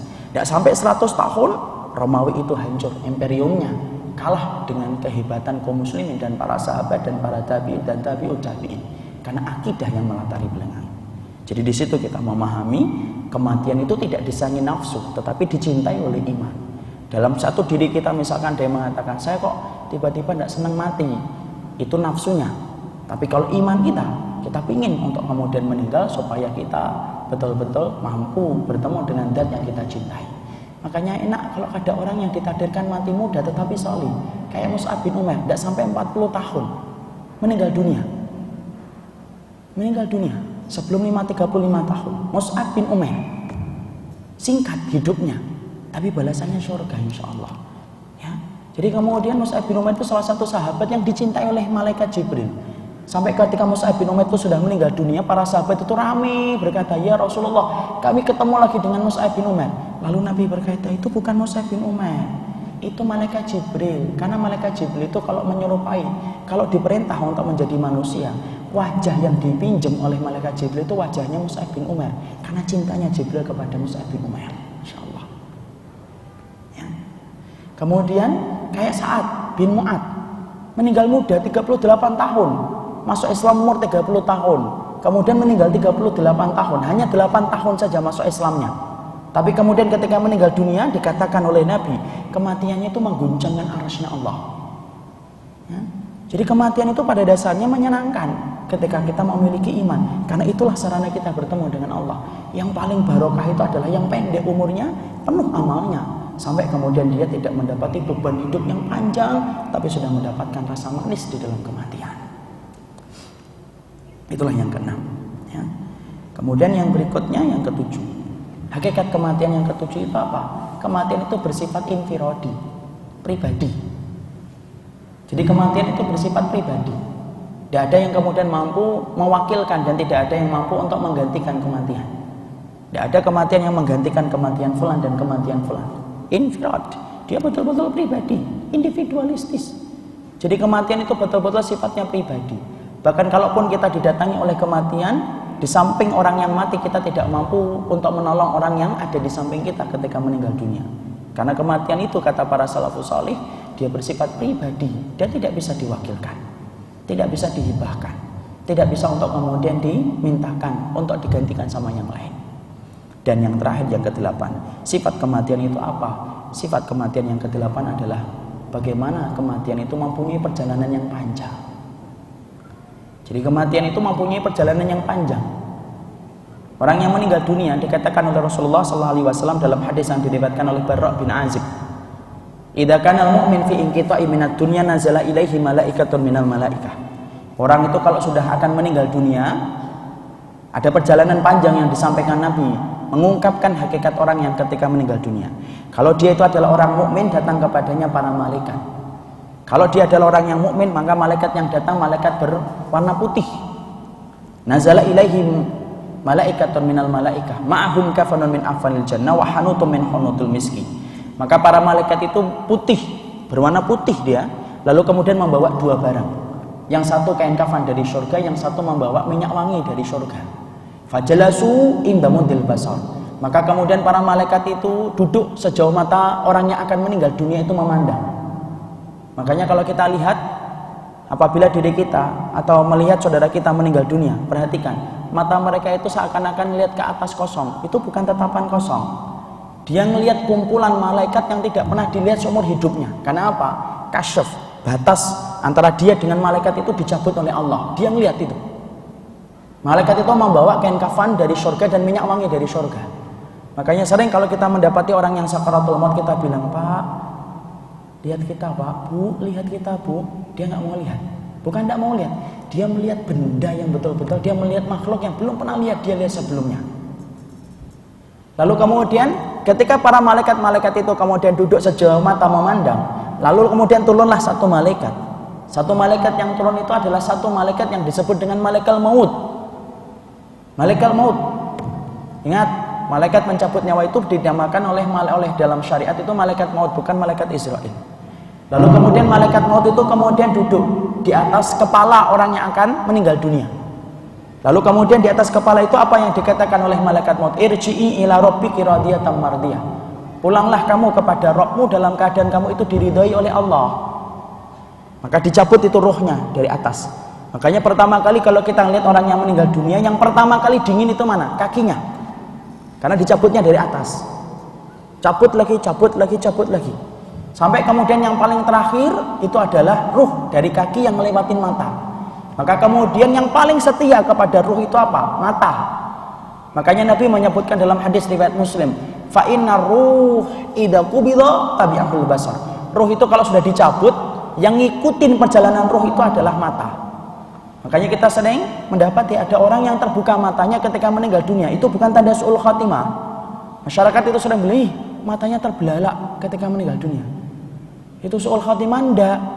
Utsman bin Maz'un itu salah satu sahabat Nabi yang terbuka matanya pula ketika beliau meninggal dunia. Artinya apa? Karena ruh itu yang setia mengikuti perjalanan ruh itu adalah mata. Kadang-kadang ada yang mata membuka, ada yang mata membuka sedikit. Seakan-akan lihat ke atas, itu melihat ruhnya dicabut.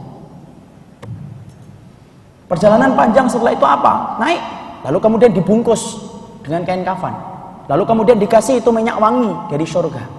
Kecuali ada satu ruh yang tidak langsung dikafani, ada satu ruh yang tidak langsung dikasih pakaian atau dikasih minyak wangi. Ruhnya siapa? Ruhnya Hamdalah radhiyallahu anha. Handalah itu merupakan salah satu sahabat Nabi yang beliau itu berperang di jalan Allah, meninggal tetapi dalam keadaan junub. Dia belum sempat untuk kemudian mandi. Baru mencampuri istri, kemudian Rasulullah itu manggil-manggil, hayya 'alal jihad, ayo kita berperang. Lalu kemudian Handalah langsung bangun, kemudian langsung menghampiri Nabi dan para sahabat berperang. Dan ketika meninggal dunia, para sahabat kaget mendapati rambutnya Handalah itu basah sebagaimana orang yang sedang mandi. Lalu mereka berkata, ini kenapa ya Rasulullah? Tanya itu sama istrinya. Istrinya lalu berkata, dia sedang junub dan sempat untuk mandi. Para sahabat bingung, lalu kemudian bertanya, ini gimana ya Rasulullah? Dia belum sempat untuk mandi ya Nabi, tapi dia sudah meninggal dunia. Padahal orang yang mati syahid itu tidak boleh dimandikan, karena mereka nanti akan dibangkitkan dalam keadaan membawa darahnya yang segar itu, tidak boleh dimandikan. Karena manusia itu nanti ketika dibangkitkan itu macam-macam. Ada yang dibangkitkan dalam keadaan tidak membawa daging. Siapa itu? Orang yang minta-minta ketika hidup di dunia.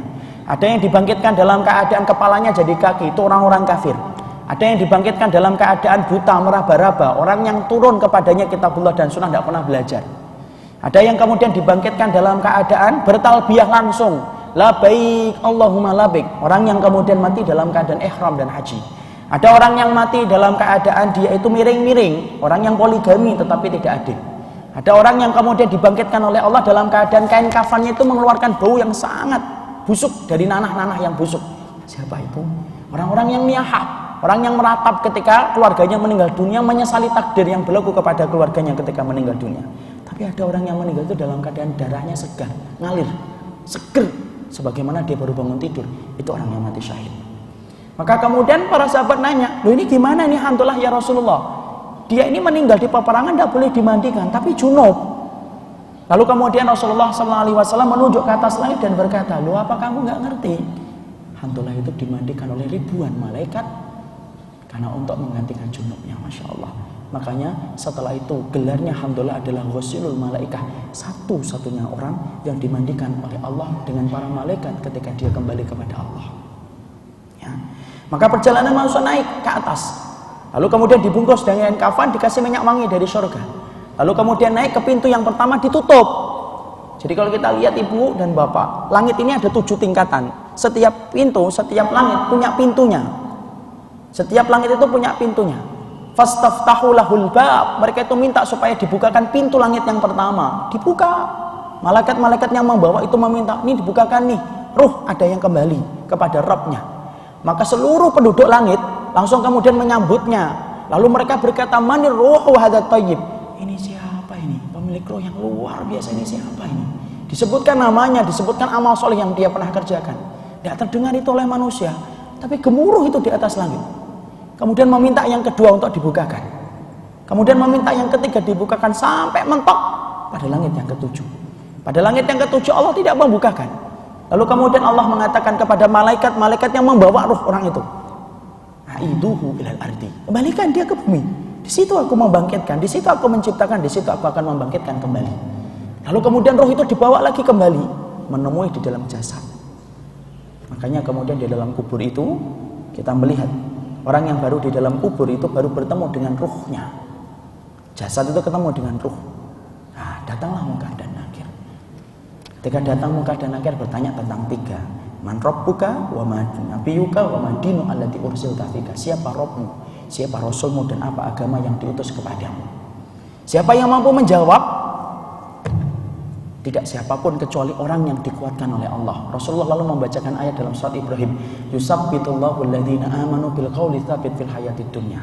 Allah meneguhkan orang yang beriman dalam kehidupan mereka di dunia dan di akhirat. Allah yang gerakkan lisan. Orang yang Allah bantu di dengan imannya, Allah jawab. Allah bantu dia untuk menjawab. Rabbku adalah Allah, nabiku adalah Rasulullah Muhammad, dan agama yang diutus kepadaku adalah Rasulullah Muhammad. Yang menggerakkan siapa lisannya? Bukan kita, Allah. Ingat, kalau orang itu sudah meninggal dunia, dia tidak mendapatkan kebebasan sebagaimana kebebasan yang dia dapatkan ketika hidup. Itu kata-kata Imam Ibnu Katsir. Kalau kita hidup di dunia mendapatkan panas, kita mampu pergi untuk berlindung. Kalau kita mendapatkan hujan, kita berteduh. Kalau kita lapar, kita mencari makan. Kalau kita haus, mencari minum. Itu di dunia. Tapi nanti kalau sudah di alam barzah, hanya menggerakkan lisan aja tidak mampu. Apalagi ketika di padang mahsyar, menggeser kaki aja tidak mampu. La yazalu qadama abdin. Kamu geser aja nggak mampu. Sampai ditanya oleh Allah dulu baru bisa geser kaki. Baru kemudian itu setelah ditanya, kalau dia mampu menjawab, maka kemudian Allah berkata di atas langit, "Shadaqa abdi." Hambaku itu telah benar, jujur dia dalam imannya ketika hidup di dunia dan matinya. Berikanlah kepadanya itu surga. Waftahu lahu baban ilal jannah. Bukakan itu pintu antara dia dengan surga. Lalu para malaikat itu membuka pintu antara alam barzah dengan surga. Dia melihat surga itu. Betapa nikmatnya surga itu. Ibu pernah nggak di depan ketika siang-siang jam 1 siang, kemudian di depan mall, gerbangnya buka. Kerasa dinginnya atau enggak? Kerasa dinginnya itu. Walaupun kita belum masuk ke mallnya. Gambaran itulah yang kemudian bisa mendekatkan kepada pemahaman kita. Orang itu akan merasakan betapa indahnya mendapatkan surga. Lalu datang kepadanya orang yang solih, orang yang begitu baik, sampai ditanya, "Man anta? Siapa kamu?" "Ana amaluka solih." Saya amalmu yang solih. Ini sholatmu, ini sedekahmu, ini ikhlasmu, ini cintamu kepada sesama mukmin. Inilah aku, jadilah aku. Lalu kemudian orang-orang yang di dalam kubur itu sampai berkata, "Aqimis sa'ah hatta arji ila ahli." Ya Allah, tegakkan cepat hari kiamat supaya kemudian aku cepat kembali kepada Rabbku. Itulah perjalanan. Itulah perjalanan yang tidak akan ditempuh oleh siapapun sampai kita meninggal dunia. Kalau kita memimpikan jadi Superman, tidak usah memimpikan hidup. Nanti jatahnya itu datang. Ketika kita meninggal dunia itu pasti kita akan terbang ke langit yang ketujuh. Lalu kemudian dibawa oleh para langit. Lalu kemudian dibawa lagi turun ke bawah.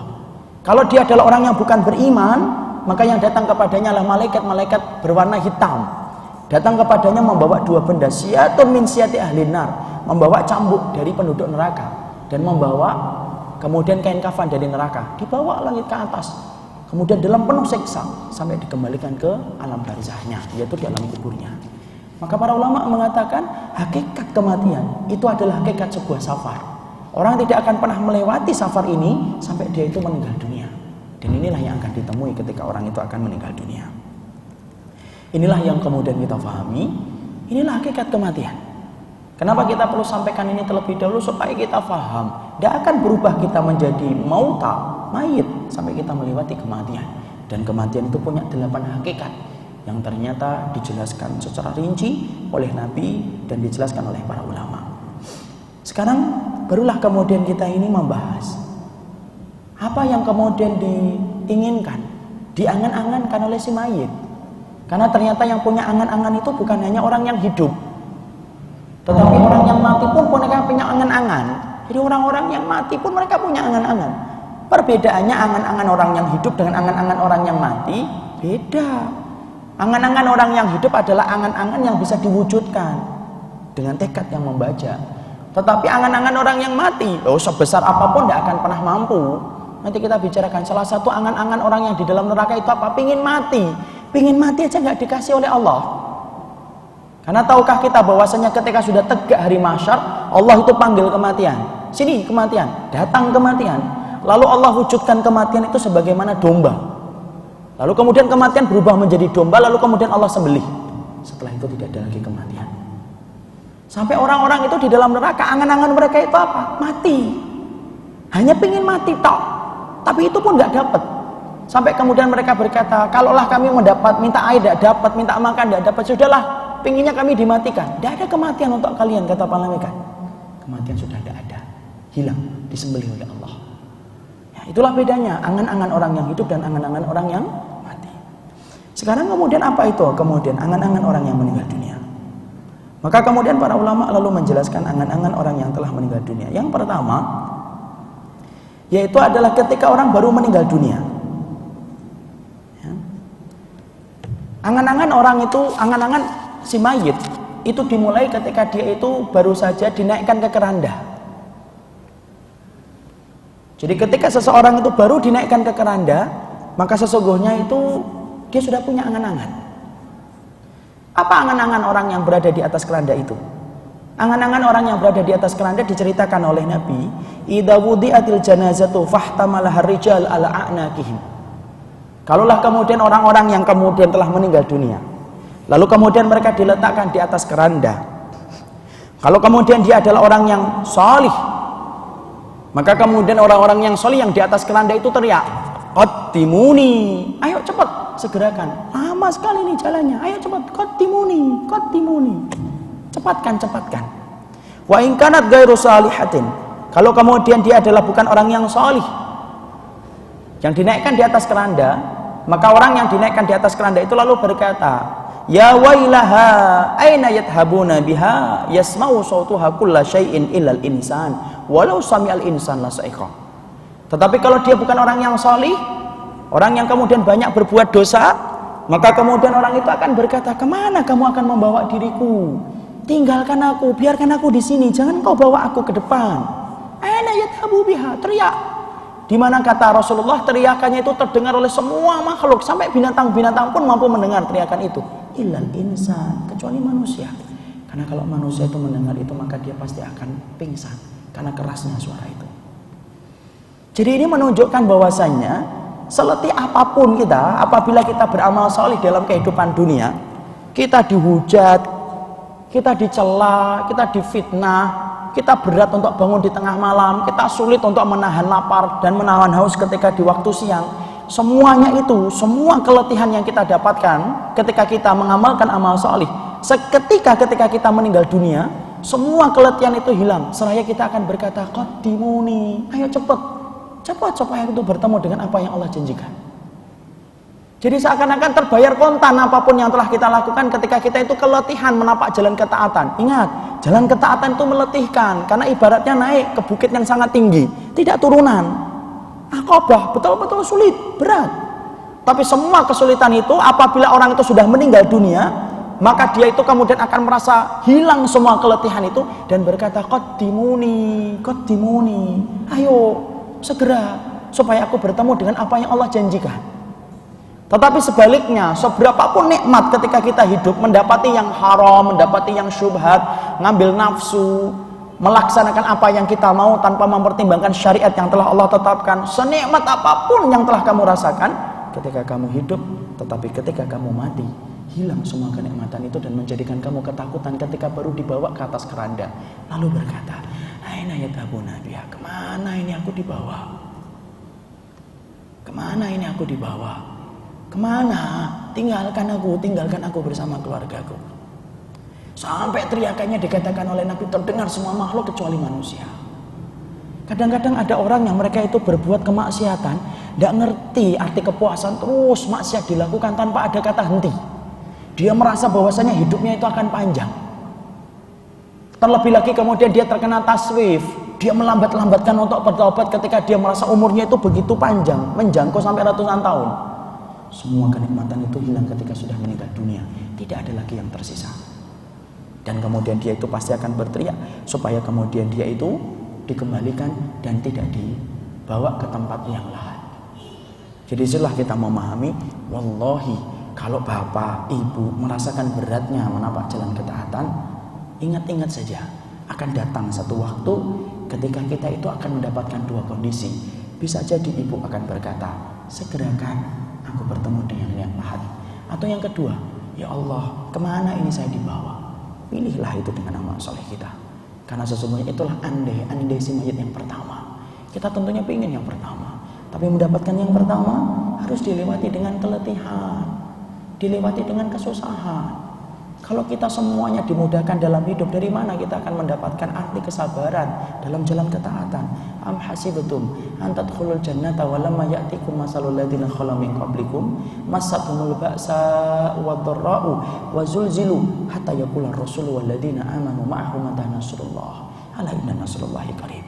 Allah kan berkata, apakah kalian itu akan mengira akan masuk surga dengan gampang sebelum datangnya ujian, sebelum datangnya berbagai macam malapetaka, sebelum datangnya berbagai macam ujian, sampai terguncangnya jiwa kalian, sampai kemudian orang yang beriman itu berkata, kapan pertolongan Allah itu datang? Artinya iman itu pasti ada ujian.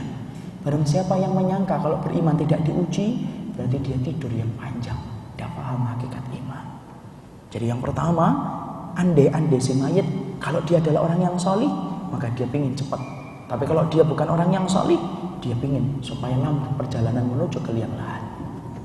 Itu yang pertama. Kemudian andai si mayit ketika dia sudah berada di dalam liang lahat. Orang itu kalau sudah berada di liang lahat, lalu kemudian ditanya, lalu kemudian datang kepadanya Munkar dan Nakir, sampai ditanya, apa yang kemudian dia katakan? Aqimis sa'ah. hatta arji ila ahli. Ya Allah, tegakkanlah hari kiamat cepat. Hatta arji ila ahli, supaya aku itu ketemu kembali dengan keluargaku. Jadi Masya Allah, di sini kita ngerti hakikat perpisahan itu bukanlah ketika kita berpisah dengan orang yang kita cintai. Berpisah itu ketika kita dengan orang yang kita cintai, bapak atau ibu kita beda terminalnya nanti di akhirat. Orang tua kita ke surga, kita ke neraka. Itu hakikat perpisahan. Tapi kalau kemudian kita baru berpisah, sementara di dunia itu hakikatnya orang tua kita itu lebih dulu jalannya dan kita itu datang setelahnya. Tapi kita tidak berpisah. Dan orang-orang yang solih ketika mereka di liang lahat, yang dia inginkan itu apa? Yang dia inginkan adalah akimisah, ya Allah, segerakan kiamat untuk datang. Hatta arji ila ahli, supaya aku ini bertemu dengan keluargaku. Karena ternyata kenikmatan yang paling besar ketika sudah berada di alam barzah dan di alam mahsyar itu apa? Kenikmatan untuk berkumpul dengan keluarga kita. Makanya kan ada orang yang ingin masuk surga bareng-bareng dengan keluarganya. Satu, beriman, takut sama Allah. Orang yang takut sama Allah di dalam satu keluarga adalah keluarga yang kembali dipertemukan oleh Allah di akhirat. Itulah yang dikatakan oleh Allah dalam surat At-Tur. Bisakah kita masuk bareng-bareng ke dalam surga? Bisa.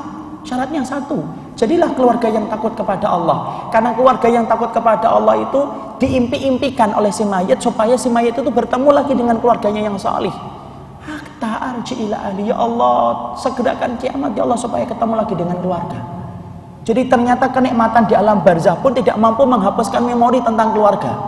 Kalau dia orang yang salih, ketika kenikmatan itu sudah Allah bayar kontan dengan kenikmatan yang dia rasakan, dia masih ingin ketemu dengan keluarga. Nikmat betul kalau orang itu bukan hanya ketemu di dunia tapi ketemu di akhirat.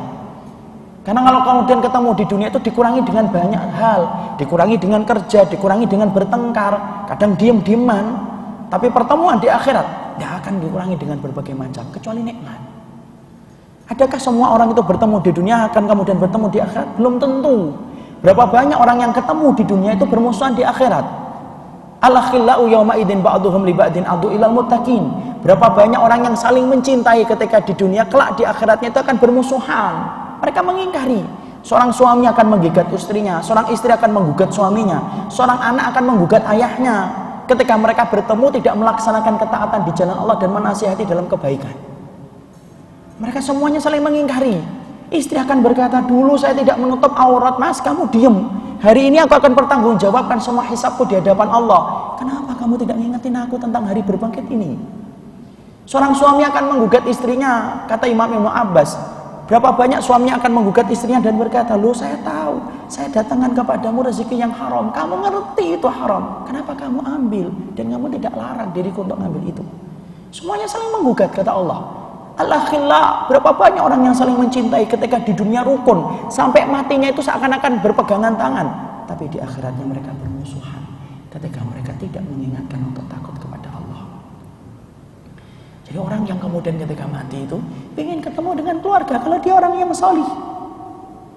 Makanya jadilah orang yang salih supaya ketemu dengan keluarga kita yang salih kembali. Ketemu di tempat yang jauh lebih baik, itu adalah tempat di akhirat. Makanya Masya Allah, sampai anak yang salih saja bisa mendatangkan syafaat bagi orang tua. Ibu dan bapak beruntung betul. Orang itu kalau sudah diberikan oleh Allah dengan keturunan. Karena anak yang saleh itu mampu memberikan syafaat bagi orang tuanya.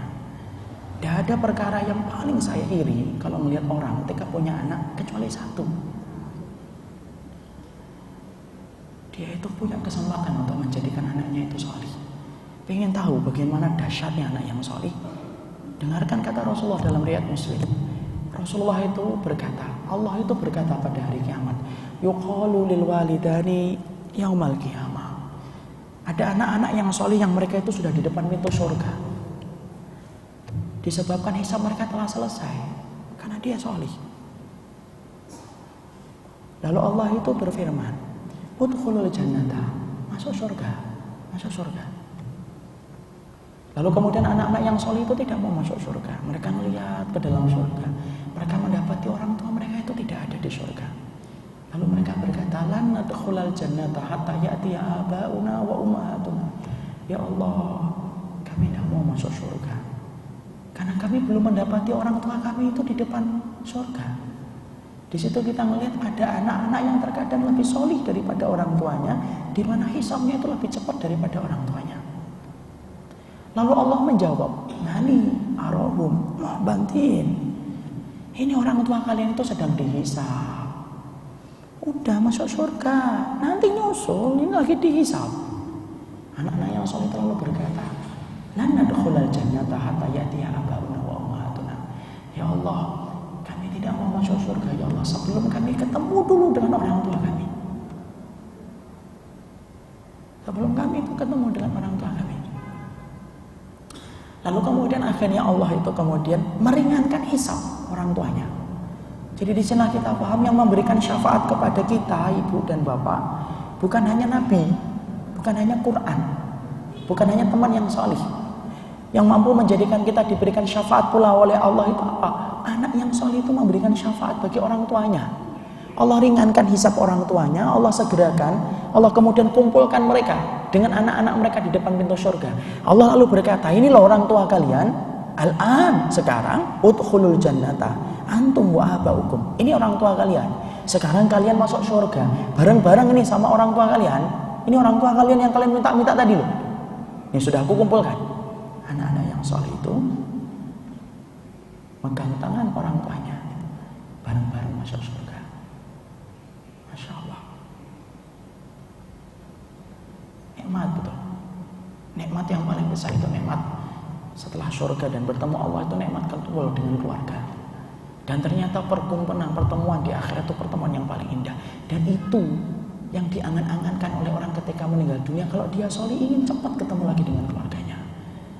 Jadi kalau kita misalkan punya rasa kangen yang besar kepada ibu kita yang telah meninggal, bapak kita yang telah meninggal, syaratnya satu, takutlah sama Allah.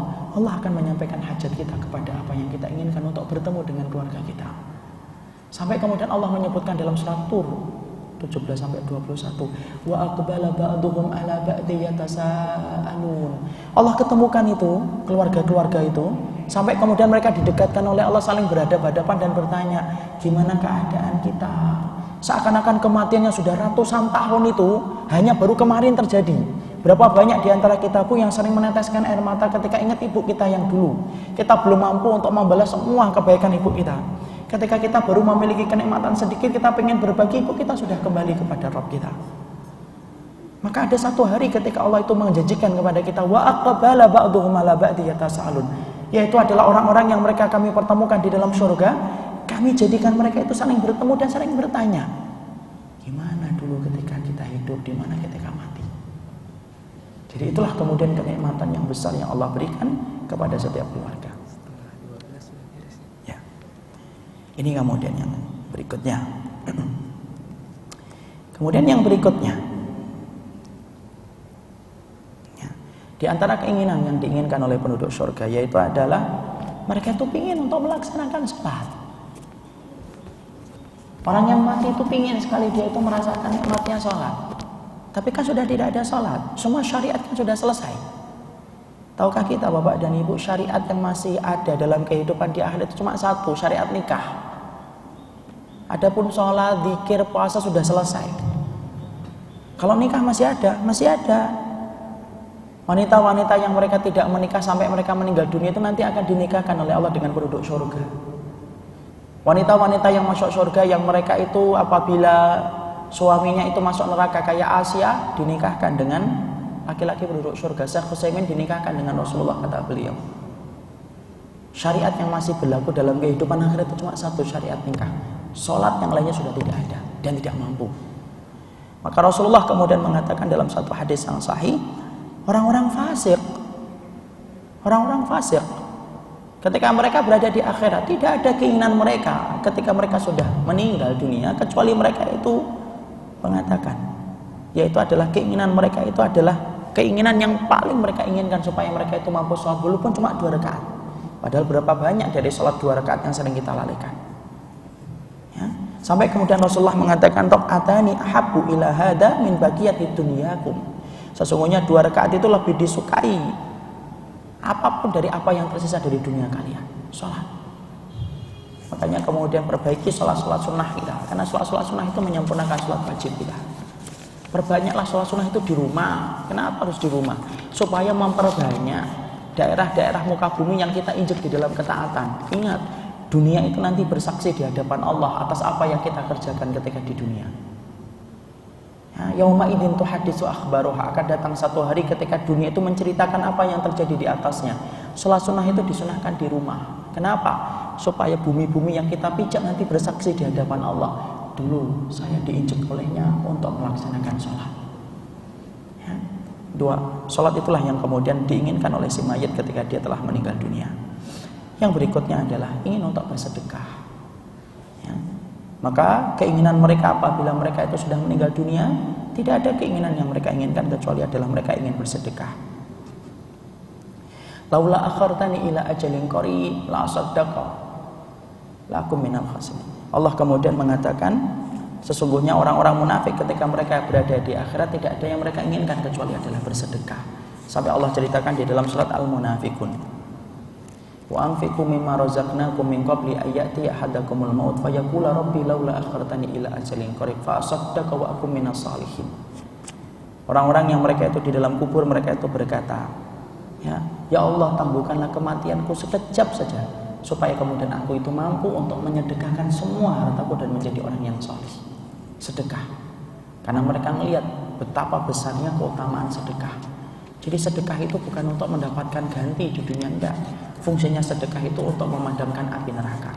Dan sedekah itu merupakan perkara yang paling disenangi oleh si mayit. Bahkan kalaupun mereka mampu untuk meminta, mereka ingin sekali supaya mereka hidup kembali dan menginfakkan semua harta mereka. Allah alam bisawab. Inilah yang kita sampaikan. Terima kasih banyak. Masih ada sekitar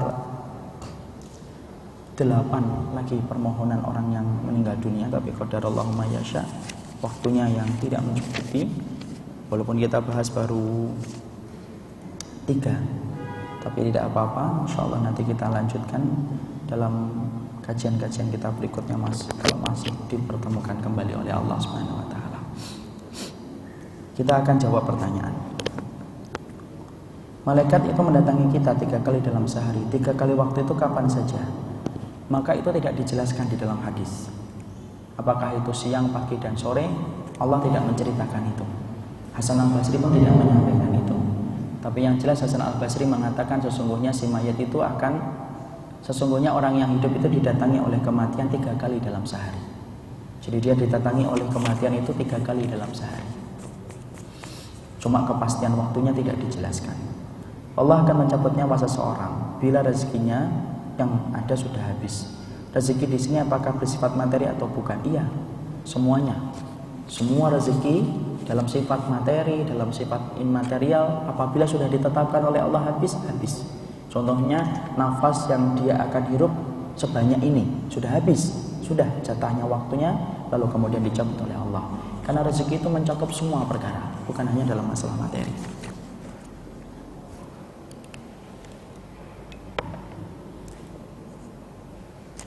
Apabila orang yang sedang sakaratul maut diwajibkan membaca 2 kalimat syahadat, tetapi apabila ada orang yang meninggal belum sempat mengucapkan 2 kalimat syahadat karena kecelakaan yang mengakibatkan kematian yang mendadak, apakah orang itu bisa dibilang masuk ke dalam neraka? Tidak. Orang yang mengucapkan akhir kalimatnya adalah la ilaha illallah itu tanda husnul khatimah. Tetapi kalau dia belum sempat mengucapkan kalimat itu, belum tentu dia masuk neraka. Ya. Jadi kita husnudzon dengan kita mendoakan. Cara kita ketika kita mentalkin orang yang akan meninggal dunia, perhatikan caranya. Yaitu caranya adalah ketika kita akan mentalkin orang yang akan meninggal dunia, talkinnya itu adalah di atas kepalanya. Ini kepala orang yang mati, ini kupingnya sebelah kanan. Cara mentalkinnya adalah pelan-pelan. Usahakan keadaan itu tidak diiringi dengan suara tangisan yang menyayat hati. Jadi kalau ada anggota keluarga kita yang nangis-nangis, tolong suruh keluar dulu. Kemudian kita mentalkin yang sebelah kanan. Kita mengucapkan la ilaha illallah. Sembari kita pegang keningnya. Pelan-pelan, tidak usah langsung. Biarkan pelan dulu. Kemudian setelah itu la ilaha illallah. Biarkan dulu. La ilaha illallah, biarkan dulu. Dan pastikan setelah dia mengucapkan la ilaha illallah sekali, sudah. Jangan kemudian lagi, ayo Pak, lagi Pak, 2 kali Pak. La ilaha, enggak usah. Kalau sudah 2 enggak usah dipaksakan 3, cukup sekali saja. Tapi kalau setelah itu dia ngomong lagi, Ustaz, air, nah itu berarti talqin lagi. Karena berarti ucapan yang terakhir itu bukan la ilaha illallah, berarti air. Kalau sudah mengucapkan la ilaha illallah, sudah, enggak usah diajak ngomong. Gimana Pak, sakit? Iya, nah itu berarti mentah lagi. Ucapkan la ilaha illallah. Betul-betul kalau dia sudah mengucapkan la ilaha illallah, diam. Enggak usah kemudian kita ajak bicara lagi. Enggak tega Ustaz, jangan pakai perasaan. Hidup itu enggak pakai perasaan, harus pakai syariat. Walaupun kita enggak tega, kecuali beliau sendiri yang ngomong. Enggak usah kemudian ditutup setelah mengucapkan la ilaha illallah kemudian mulutnya kita tutup, enggak. Ya. Biarkan kalau dia pengen ngomong, kalau ngomong lagi, talqin lagi, itu yang benar. Dan usah kemudian ngomong, aduh Pak ngomong lagi, talqin lagi deh, enggak usah gitu.